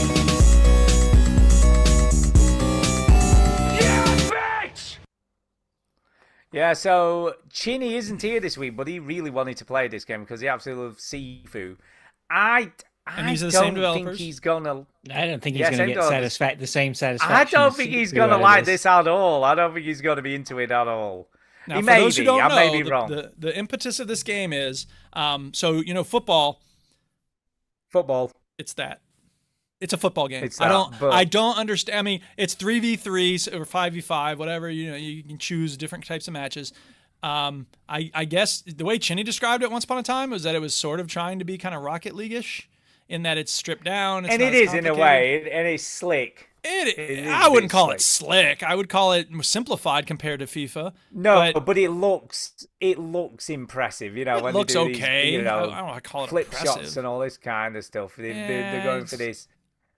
I mean, I expected it to be simpler than it is, which, I mean, whatever. That's on me. It's complicated. It is complicated. And for me, one of the best things about Rocket League is that it's not complicated. It's like hit the ball, go toward goal. Like, that's it.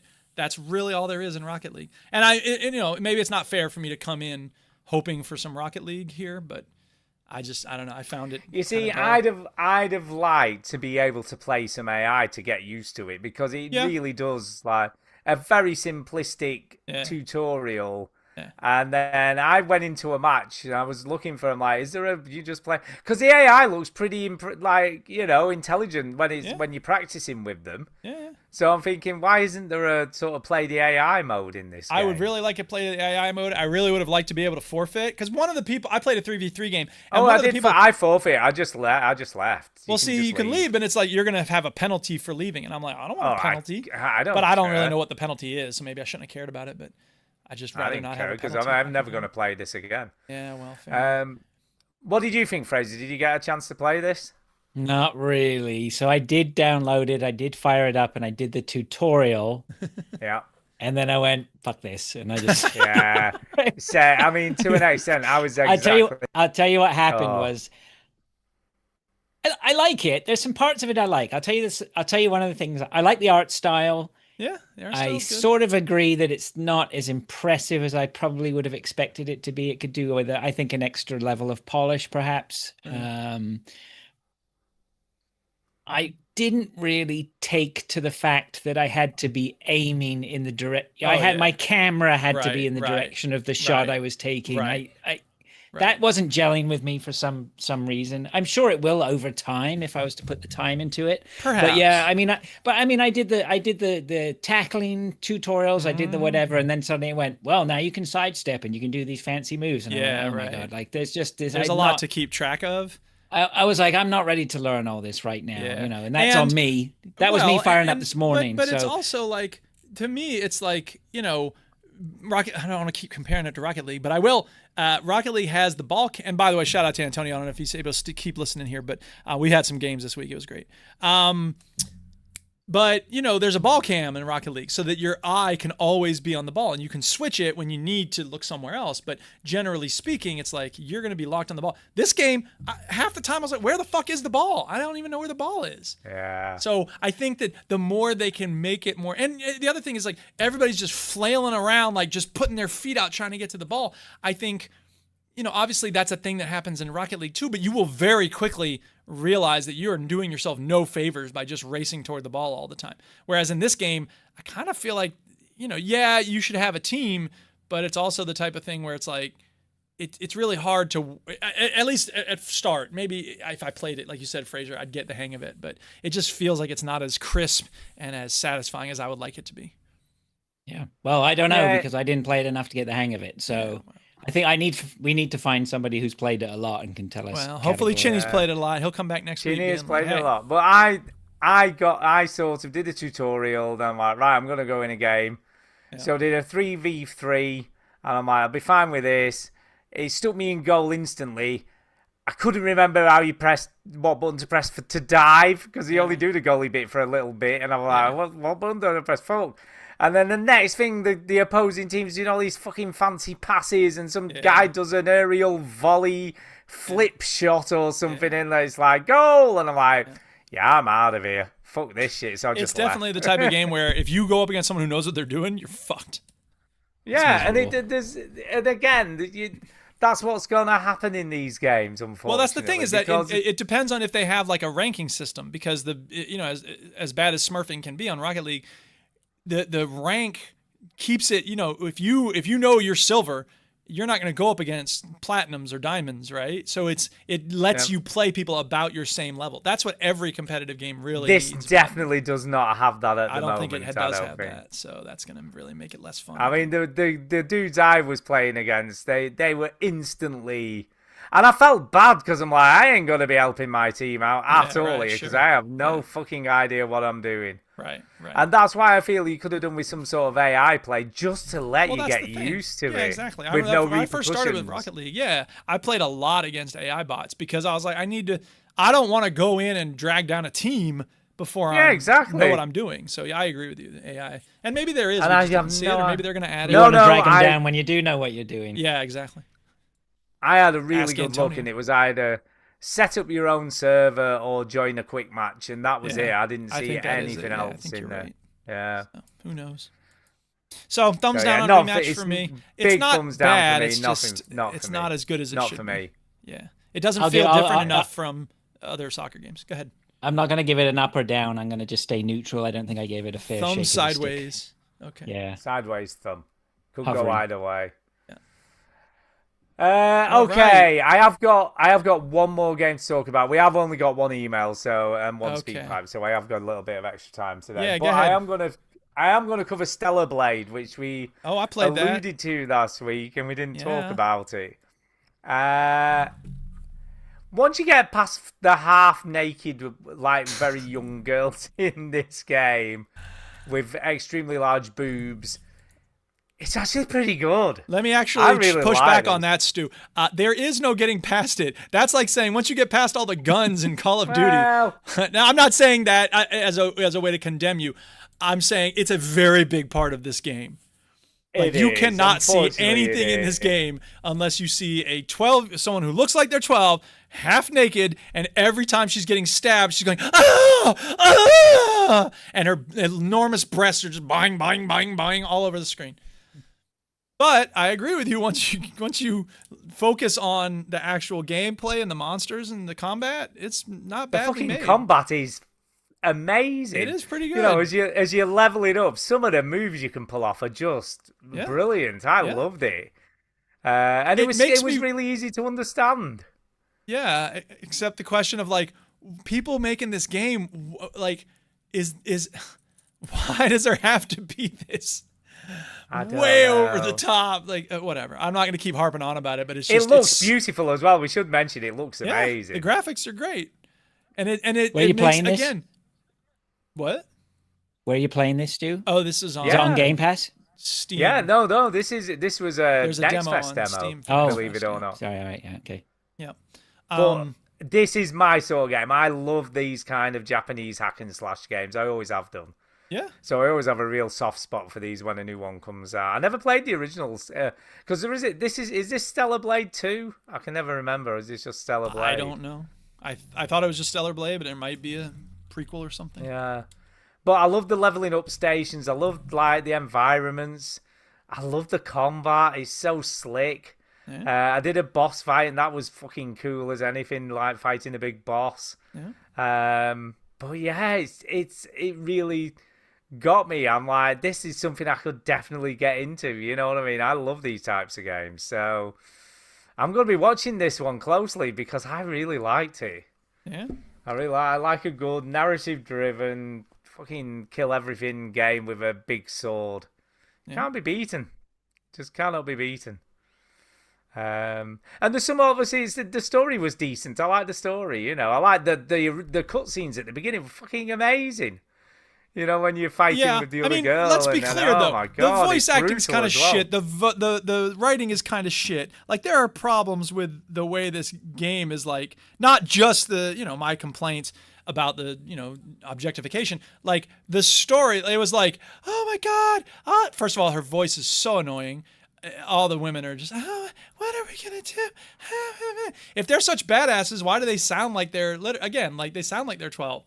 And the dialogue was like, you have to keep fighting. And then she's like about to get her head cut off and she's somehow new to tell her friend, like, you have to keep fighting. So I don't want to keep banging on about it because I didn't hate it overall, but I need to say that I wasn't blown away by the dialogue or the voice acting. No, but it looks amazing and the combat Does is look fucking amazing. amazing. That's true. And the combat's amazing. The combat is very good. I agree with that. Yeah, I'd love to play this when it comes out. I am looking forward to it. Yeah. You know, it scratches that sort of like I say, Japanese combat itch that I love so much. Yeah. So I'll be definitely playing this game when it comes out, I think. With it, so would you say it sort of got its roots in something by Platinum Games, that sort of thing? Oh yeah, Is it totally feels like a Bayonetta game. You know, that kind of vibe for Right. sure. Even like I say, even the way it looks, the combat, everything is that.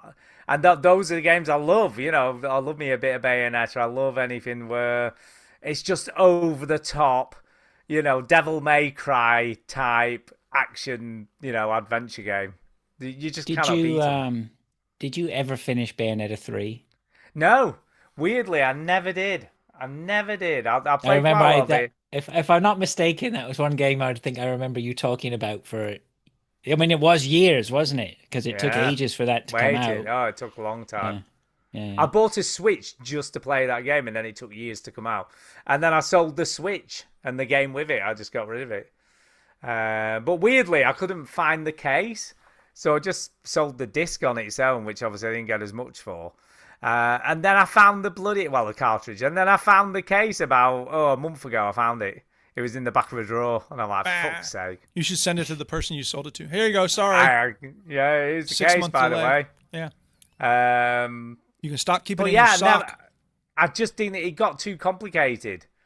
It just was too. There was too much shit going on. And I'm like, nah. I love the other two games. Not that one so much. I love the last Devil May Cry.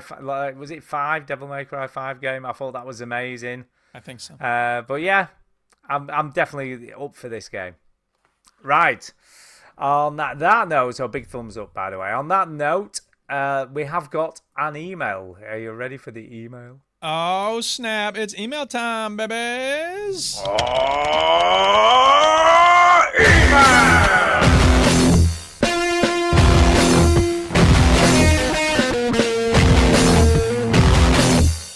Whoa, that ruled. That ruled.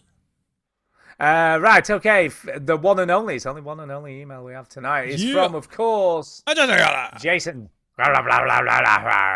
Yeah. And he says, oh, say, can you see? Oh, say, can you see?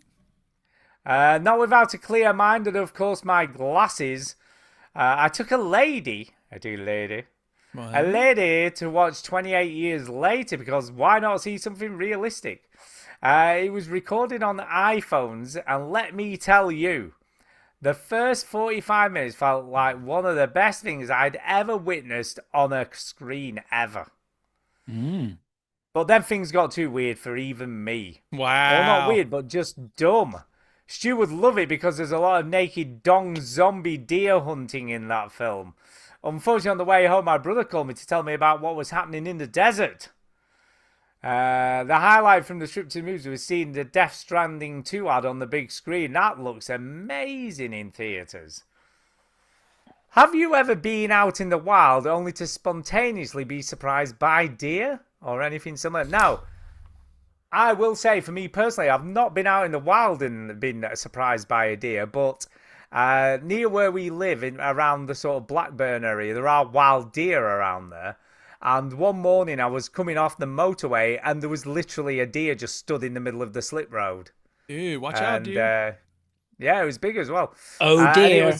Oh dear. And it was kind of looking at me, and then it just bolted across the road and luckily into the actual like greenery rather than near it, going yeah. the other way. We actually have a bunch of deer near us. We were riding our bikes to dinner the other day, and there was one out in the field. And we were like, hey, deer, what's going on? And it came toward us because we were in a car.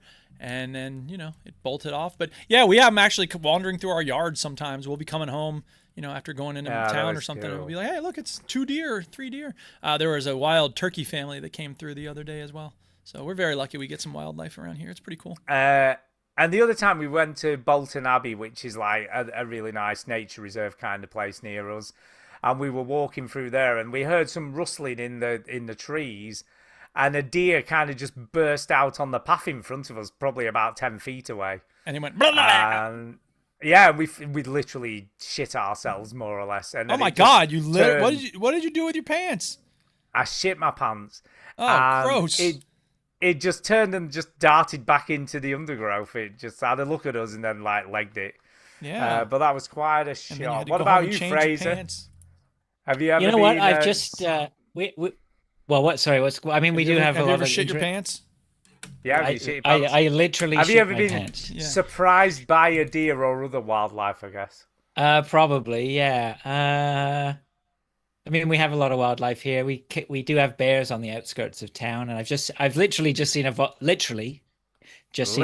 fly overhead. So they're down in town, around town for some reason today. We have coyotes locally, so that's probably what I would see around where I live. So we hear coyotes at night, but I've never really seen one. Sorry, say again, Stu. Have you seen any wild bears? Have you come, close to seeing any? I have seen a bear. Yeah. I've seen a bear up north. No, I think he said birds. But generally, no, I did say bear. Oh, we did. But we do. You see evidence of bears. The odd thing about bears is they like to shit on the paths. So where we walk our dogs in the forest, I don't know what it is with bears, but they do like to shit on the path. They want to answer that question. So we know, we do shit. So we know they're out there. But yeah. Keep your distance. They're scared of you. You should be scared of them. Yeah, there's deer. I mean, people are hunting deer in the forests nearby. I don't see any deer locally, but I'm pretty much in the center of the town, so we're out of deer area, I think, here. But yeah, it's always good to see some wildlife. A lot of raccoons, skunks, things like that. Word. possums. Yeah. So right. he continues. Oh, there's Anything more. similar? A moment like that happened to me. Several deer galloped from behind and up to my side during sunset on the quiet of a trail.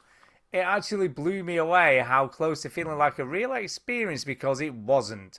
I was just playing another sim. But I highly recommend the Way of the Hunter. Go on, give it a go. No, I tried that. It's not my thing. Another spontaneous animal experience occurred at the theatre.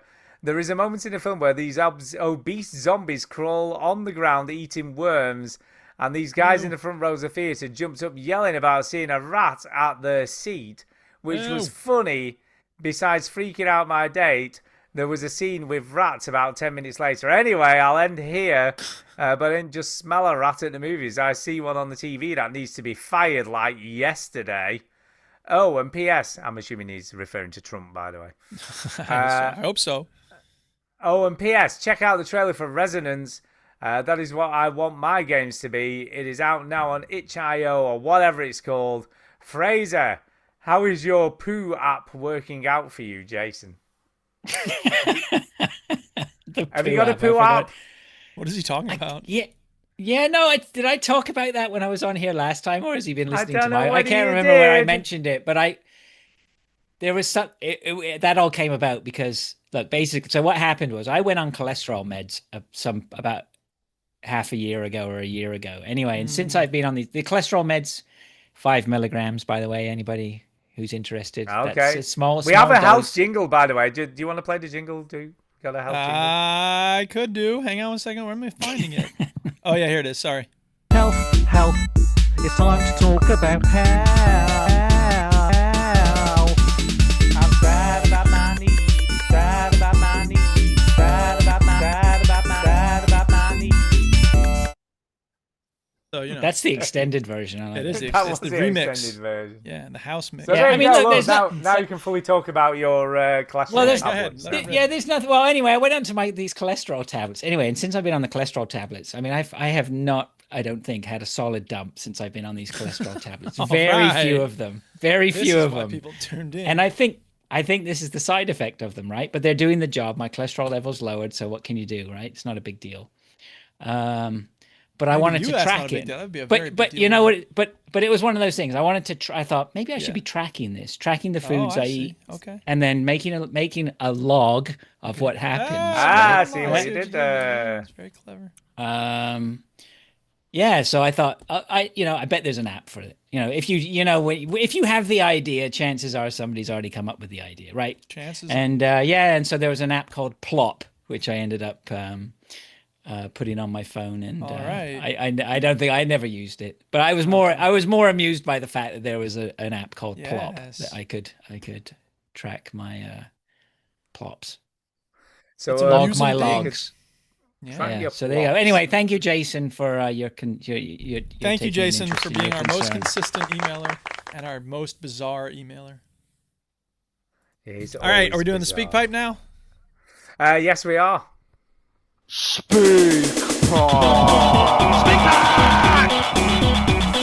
Pipe, it's the way to leave a message. No, This is speak pipe number 760. It is from St. Diesel, of course, and it's called Intelligently Artificial. Hey, veteran gamers, St. Diesel back again from the mist-enshrouded shores of Blythe. But is it really me who's sending you the speak pipe? The reason I say that is because I've been watching quite a few videos online recently about the current state of AI, or artificial intelligence. There's one channel I watch quite regularly, not all the time, they're called Some Ordinary Gamers.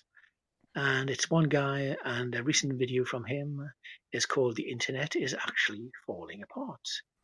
And in that video, he takes a deep dive into the current state of AI, how powerful it is, how easy it is to use, how you can make money using AI, how you can generate false images, how you can persuade people, how you can trick people. And it got me thinking, what if one of the veteran gamers was sick one week or going on holiday and you needed to get a stand-in, but you thought, well, why don't we generate an AI version of, let's say, Stu Fowler? Maybe not a great prospect for some people, Obviously, you'd have to make the AI Stu Fowler realistic, just make it talk and talk all the time. But overall question for you all, are you worried about this state of AI at the moment? Do you use AI? Do you like AI? If you don't like AI, why don't you like it? And have you got concerns about it for the future? And that's it. Yes, huge concerns. I don't want to get too far into it, but the biggest concerns are, first of all, lack of regulation, lack of transparency. In fact, the current omnibus bill going through the U.S. Senate forbids any cities or states from regulating AI for the next 10 years, which is just bonkers. The idea that we're going to preemptively stop anybody from doing anything to curtail the power of AI is just stupid. My biggest worry right now is people being led into unhealthy relationships with AI. So I keep reading these articles about people who are talking to AI chatbots about like, oh, I think I'm transcending reality. And most AI chatbots are designed to be very sycophantic. So they tell you what you want to hear.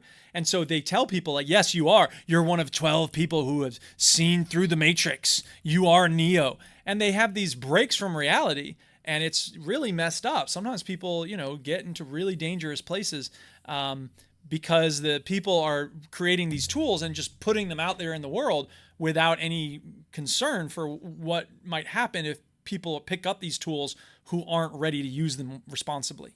And that has to be something on the minds of everybody creating these tools. I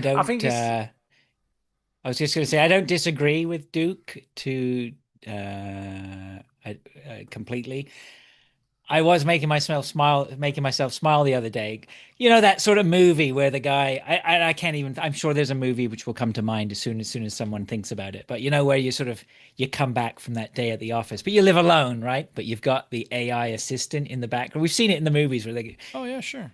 Good afternoon, Fraser. Did you have a nice day at work? It was all right, thanks. Can you put the lights on over here? Certainly, Fraser. I'm going to put the lights on over there. By the way, you're looking particularly handsome today, Fraser. Oh, thanks very much. Where is that? I want that. It's coming. It's definitely coming. Oh, I don't know whether it is. Oh, it totally is. Why wouldn't it be? But on a serious note as well, I think there is there is a lot of concern about AI and misdirection and deception and whatever that will come from AI. I quite like the fact that it's going to put everyone on their toes, that everything is full of bullshit.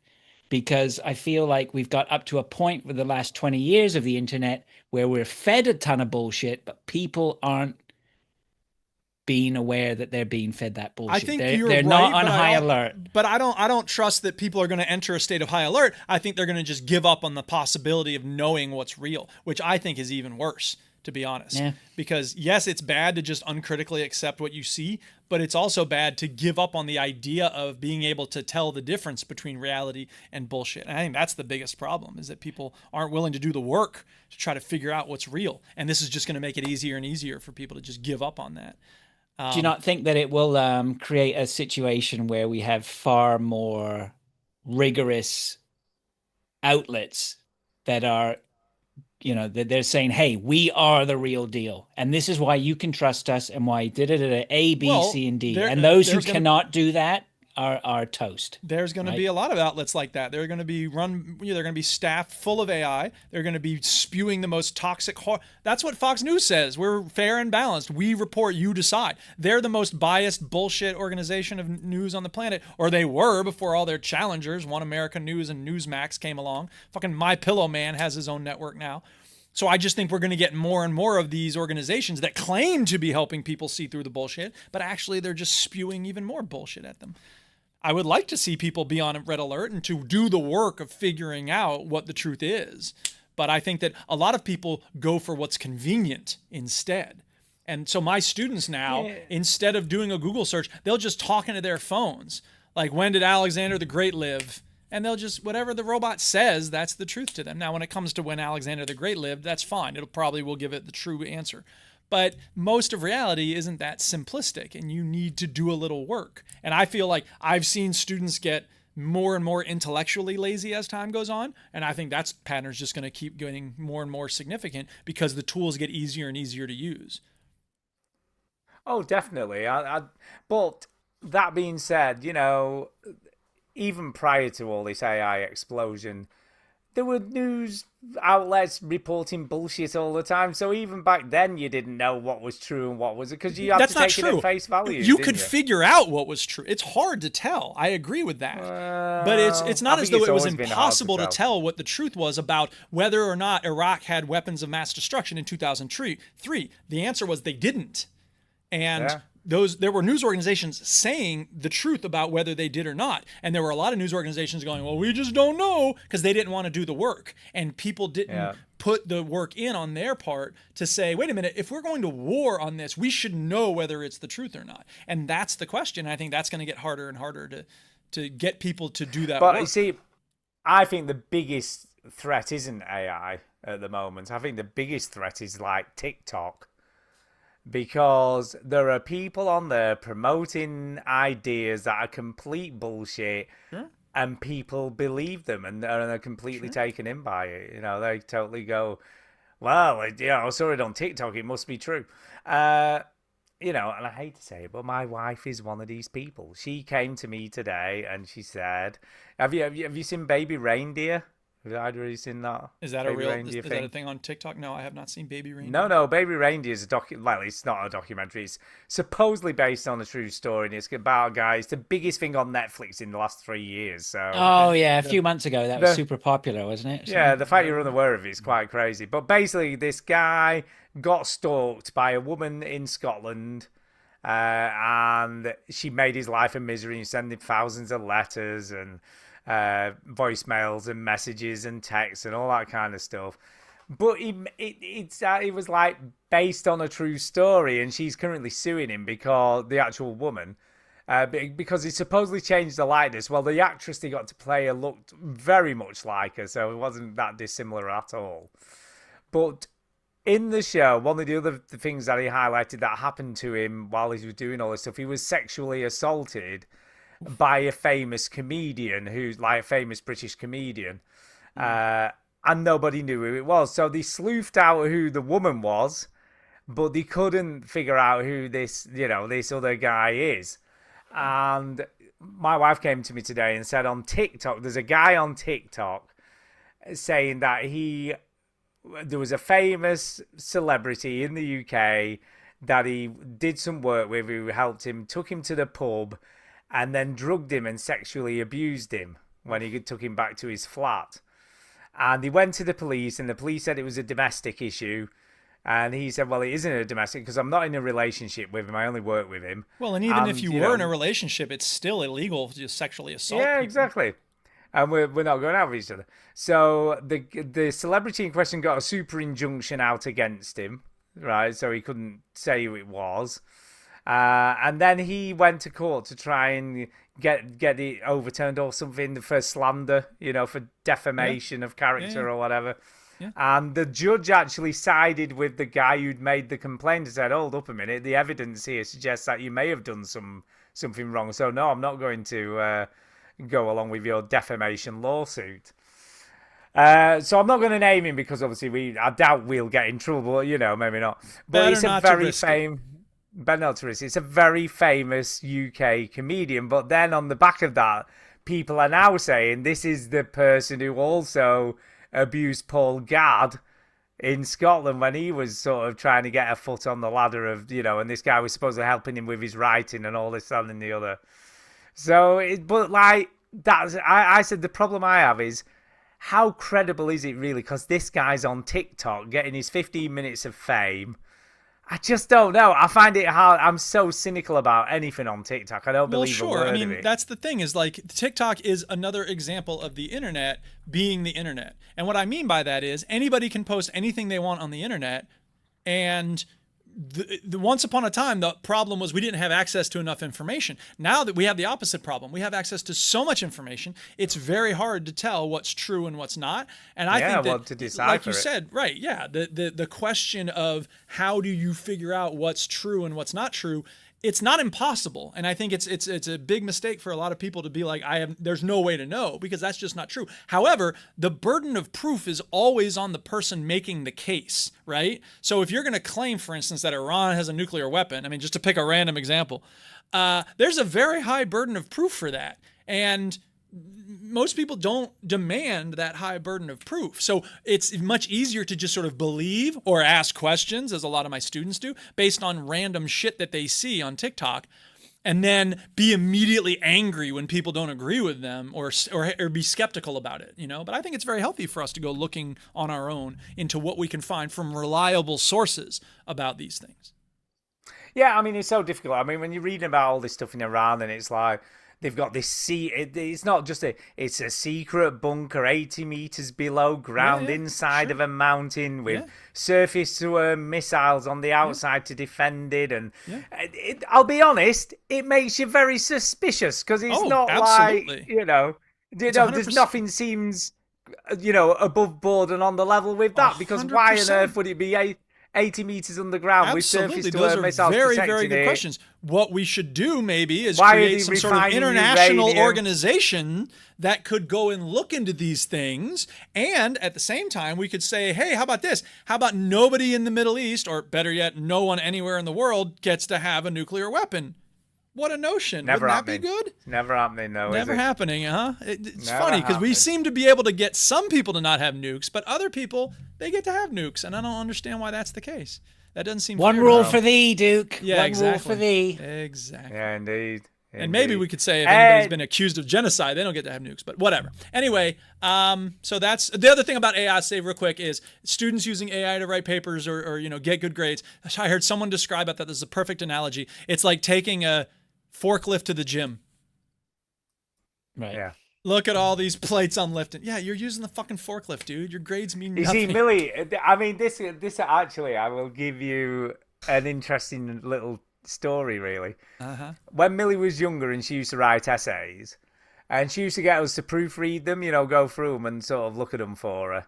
Yeah. And she used to be really funny, because if you said like, "Oh no, you maybe should have used this word here because that sounds better than what you've used," and her argument always was, "Well, no, because I wouldn't have written that, and they'll know." So she used to worry about even us just correct, like giving a better grammar in a paper. Shows that she was raised with the right priorities, man.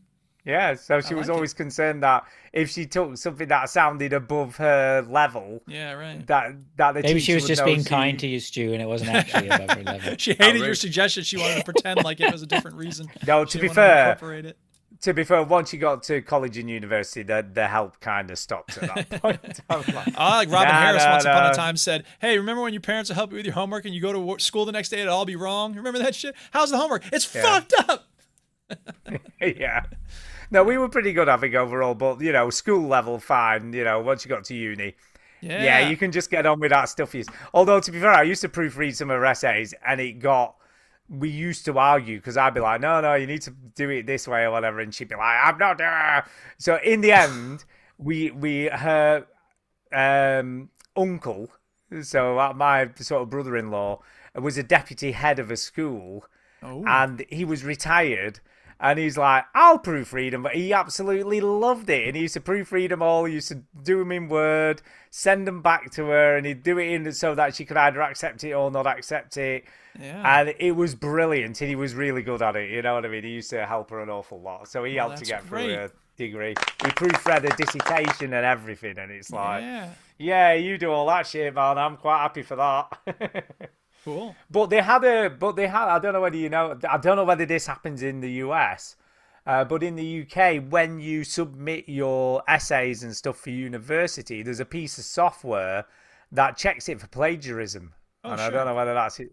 Yeah, so it does all that, and it tells you how. And the how false much... positive rates are like 10%, and the false negative rates are about 10%. So you have a significant number of students being told their work is either okay when it's not, or that it's plagiarized when it's not. And I would never want a student to feel that way in my class, so I refuse to use that software. Yeah, it's difficult. But no, he had to. There was no choice. He had to submit it like that. Fair enough. And it would tell him. I hope the school's okay with some people being falsely accused of plagiarism. Yeah, but she never got it. She was always fine.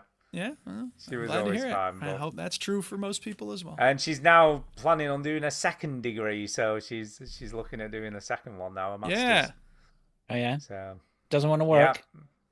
well, she has been working. Why would she? I mean, she's been working for the last nearly 12 months. Riding this but- school The eternal train. student. Yeah, Yeah, we heard exactly. seen that before. But she's got a psychology degree and she's doing a clerical job at the moment as an admin assistant. So What's her secondary? she's she's going to do occupational therapy. All right. A master's. So in while she's helping people get their legs right, she'll also be like, "What's wrong with your mother? Tell me about your relationship with your mother." Well, to be fair, no. You see, people get a bit misled with Not all occupational therapy is physical therapy. I know. It's physical and it can be mental, Yes. so it can be both. Right. Yes. Like there's a guy who she works with, who's an occupational therapist. She works in the mental health sector, and one of the people that one of their patients has got like a fear of crowded spaces and stuff like that. And he's helping her he like rides the bus with her, you know, he goes and gets on a bus with her because she finds it really difficult to get on a bus on her own to help her get used to, you know, being more independent. So it's not even just physical stuff, it's like all aspects of sort of life, really. The nature of the joke lent itself to helping people with their legs, but you're right. There is much more to occupational therapy than just physical therapy. So. Yeah. So it all kind of goes hand in hand, really. Yes, so. it does. All So right. that's what Well, she's that's planning anyway. the Millie education update. I think we adequately answered the Speak Pipes question. We don't. Not yet. I'm working on it. But I think it's time for shout-outs, is it not? It is. It's time for a shout out. Hey! Fraser, why don't you go first? Oh, you know what? I'll shout out you guys. Thanks very much for Yeah. having me on again. Thanks It for was nice. That being was a nice on. little surprise. Hadn't expected that, and I Yeah. think it's been a while since I've been on with you, Duke. So that That's was right. nice too. Yeah. I think maybe you filled in yeah. last when I was gone, so it's better that I'm here. Yeah, I think Chinny was off the last time I was off I was here as well. So anyway, shout out to Chinny. Hope him and the fam are well. Yeah. And thanks, guys. Yeah, and to all the listeners, hey, everybody out there, it's good to Hey. interact with people. Listen to Fraser's other show. When's the next one whatever coming that's out? called. Yeah. Fuck knows.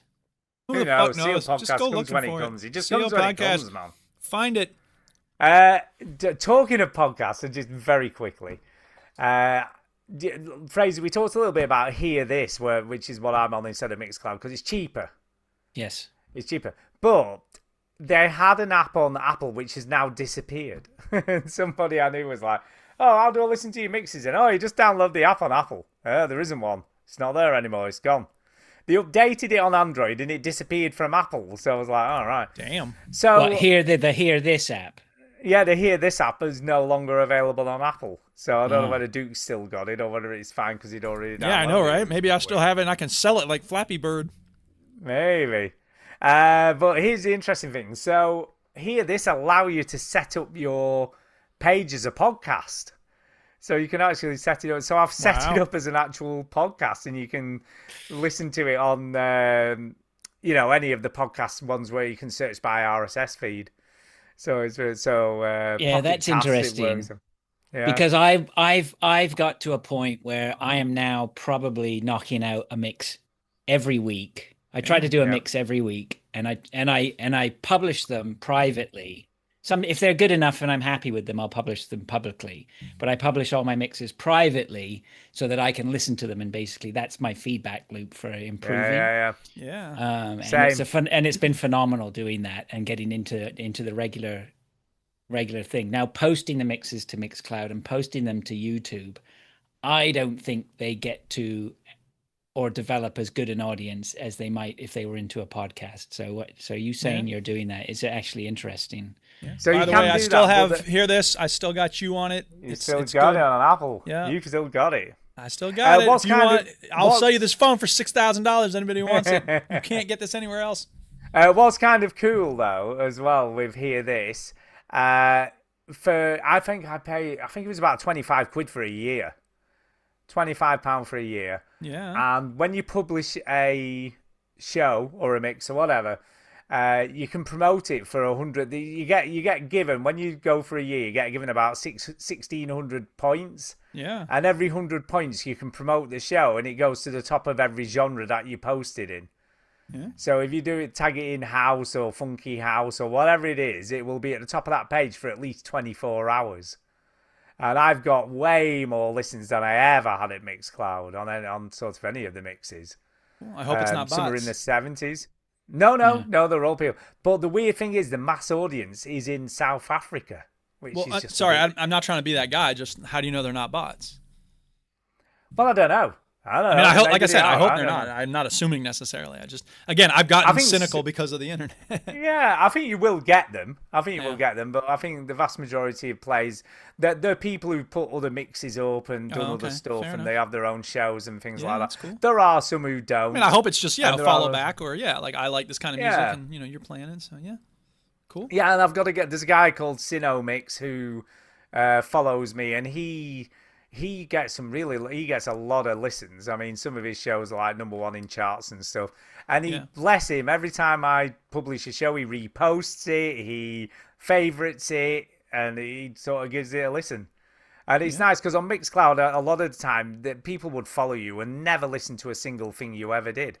Right. Do you know what I mean? I had nearly 300 followers on Mixcloud, and nobody who followed you barely at all listened to any of your mixes. See, that's the thing. It's sort of like Wattpad versus Medium or whatever. There's a lot of places to publish writing online, and some places have actual community, but not very many. But some places are just like you'll get a follow back, but they won't actually engage with what you create. And it sounds like the same kind of dynamic might be true about Mixcloud was a lot like that, yeah. There was a lot of DJs on there, but not a lot of actual audience people or someone who would actually listen to the music. Yeah. They were just interested in getting followers. How many followers? See, that's the thing, man. A lot of people go there for clout, and it's like, this is very rude of people not to appreciate my awesome art, just trying to get their awesome art heard. Oh, wait, I'm doing the exact same thing as they are. Yeah, exactly. That's the nature of the beast, I guess, for many people. But yeah, but I quite like hear this so far, and it's fine. And like you said, Fraser, a lot of the time I'm the same. I do it so I can listen to them back. You know what I mean? Have them all in one place rather than having to go for it via my PC. But I've also figured I've set up my PC as a server on Sonos so I can listen to them that way as well. So that works really well. So yeah, I'm liking hear this. I recommend giving it a look, Fraser. Even the free account allows you. It's quite a lot of free. You can put up about 100 shows, I think, for free. Yeah, I might have a look at that, especially the podcast. I was thinking of starting a techno podcast of some place to put them. So, yeah. I mean, it's free to join apart from the one-off joining fee of £40. It will send your podcast straight to Spotify and set it up as a podcast on Spotify. But the problem is, I don't know how copyright works with stuff like that. Did you hear about Defoe's podcast? And they got booted off Spotify. Really? Yeah. So and was that due to copyright issues? I think it was due to copyright issues, and I think if you have a copyright issue on YouTube, YouTube will take the video down, right? They will do something to remove that video. I think the problem was Spotify got them on copyright on a lot of the episodes, but Spotify didn't address the issue, and I don't think Gary's team addressed the issue, and therefore the issue was still there. And Spotify went, right, you know what? It hasn't been cleared up. You're out, and they canned them. Yeah, well, we got about 20 shows flagged by Spotify, but it's just like odd shows where Duke's played a clip of a song or something while we've been recording. Yeah, woo! Copyright strike. Yeah.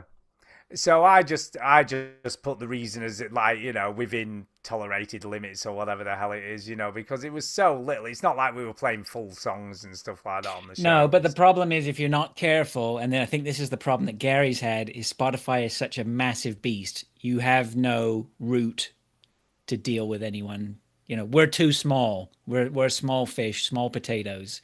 And so trying to get to a resolution.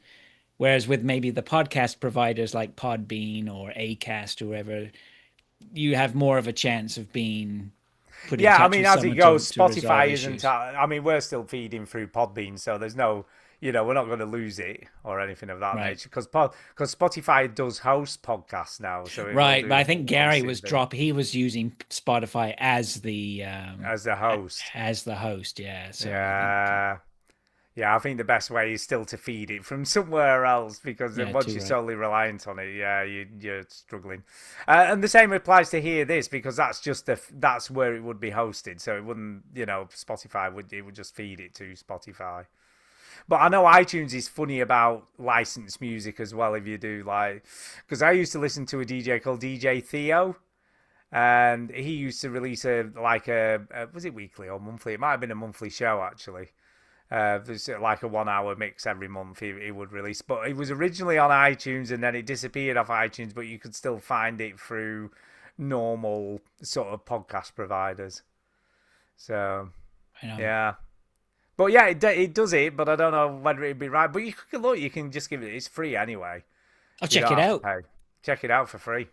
It's free. Price is right. Yeah, shout out Chinny, obviously. He's in Wales. Yeah. So he's doing some filming for work, apparently, so that's why he's not here tonight. Big thank you to Fraser for stepping in and helping us out. It's always fun to have him on the show. Pleasure. Superstar DJ Fraser, who just plays his own shit, so get over it, is how I describe him. And obviously, Duke, as always, and all the listeners and everyone who tunes in every week. Yeah. And send us some emails, man. No one sent us emails for 2 weeks. I don't know what's going on. Yeah, come on, people. Jesus. Jason Gallagher did. Yeah, Jason always does, but we used to have quite a few We need some regular other emails, people, please.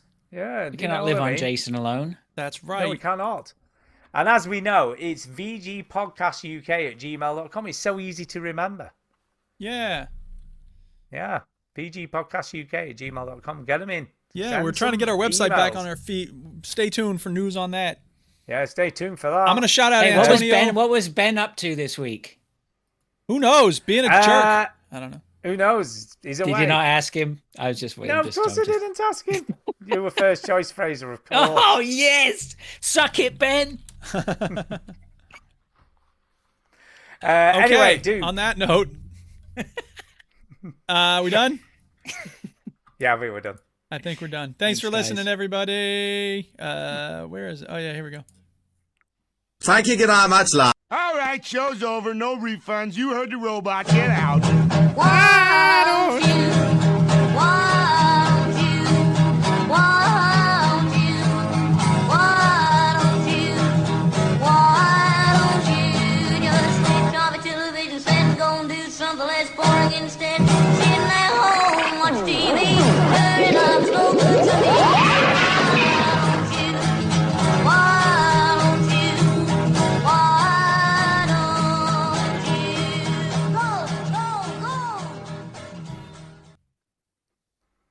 There you go. Yo. Is that it? That's it. How are we going? We're done. Yeah, Fraser, I think you should have a look at Hear This and just have a look, because the interface is great. Yeah, and okay. On the professional one, which again, it's like I say, it's probably, I don't know what it in Canadian dollars, about 30 Canadian dollars, 35 Canadian, I don't know. Ooh, how much? I don't know how much bloody Canadian dollars are to the pound. Not many, let me tell you that. You'd have to have a look. But what's good, you can set the bit rate, you can set like automatic track listing. It will probably struggle with some of the stuff you play because it might be a bit obscure. I don't know. You know, it's not that obscure. I'm putting a load of my mixes up on YouTube, and YouTube's finding all the tunes. Yeah, so that's pretty cool. Yeah, there's a lot more integration now between the publishers and whatever. Yeah, so it does all of that stuff automatically. There's loads of tags. I just really like the layout of it all. I really like it. I just wish it had a more diverse audience. Like if I put a funky house mix up, or a chilled out mix, or melodic melodic house and techno, they all get loads of listens. If I put something up that's more UK centric or old school house or anything like that, they don't get a lot of listens. No, they don't get a lot of listens. I think they're really into the funky house in South Africa by the look of it. So it's a bit of a. I look forward to that time when you one day just out of you decide to go to South Africa. It's on your bucket list. You step off the plane and then all your adoring fans. Yes, come on. And they like chilled. For some reason, they like chill out music. If you do put a chill out mix up, I'll get about 70 or 80 listens for those. Yeah, nice. Nice. So there you go. Who knows? There you go. Righto, guys. I All will right, leave you thanks all for the to great it. show. Have a great rest of your Thanks, weekend. guys. Good to see you.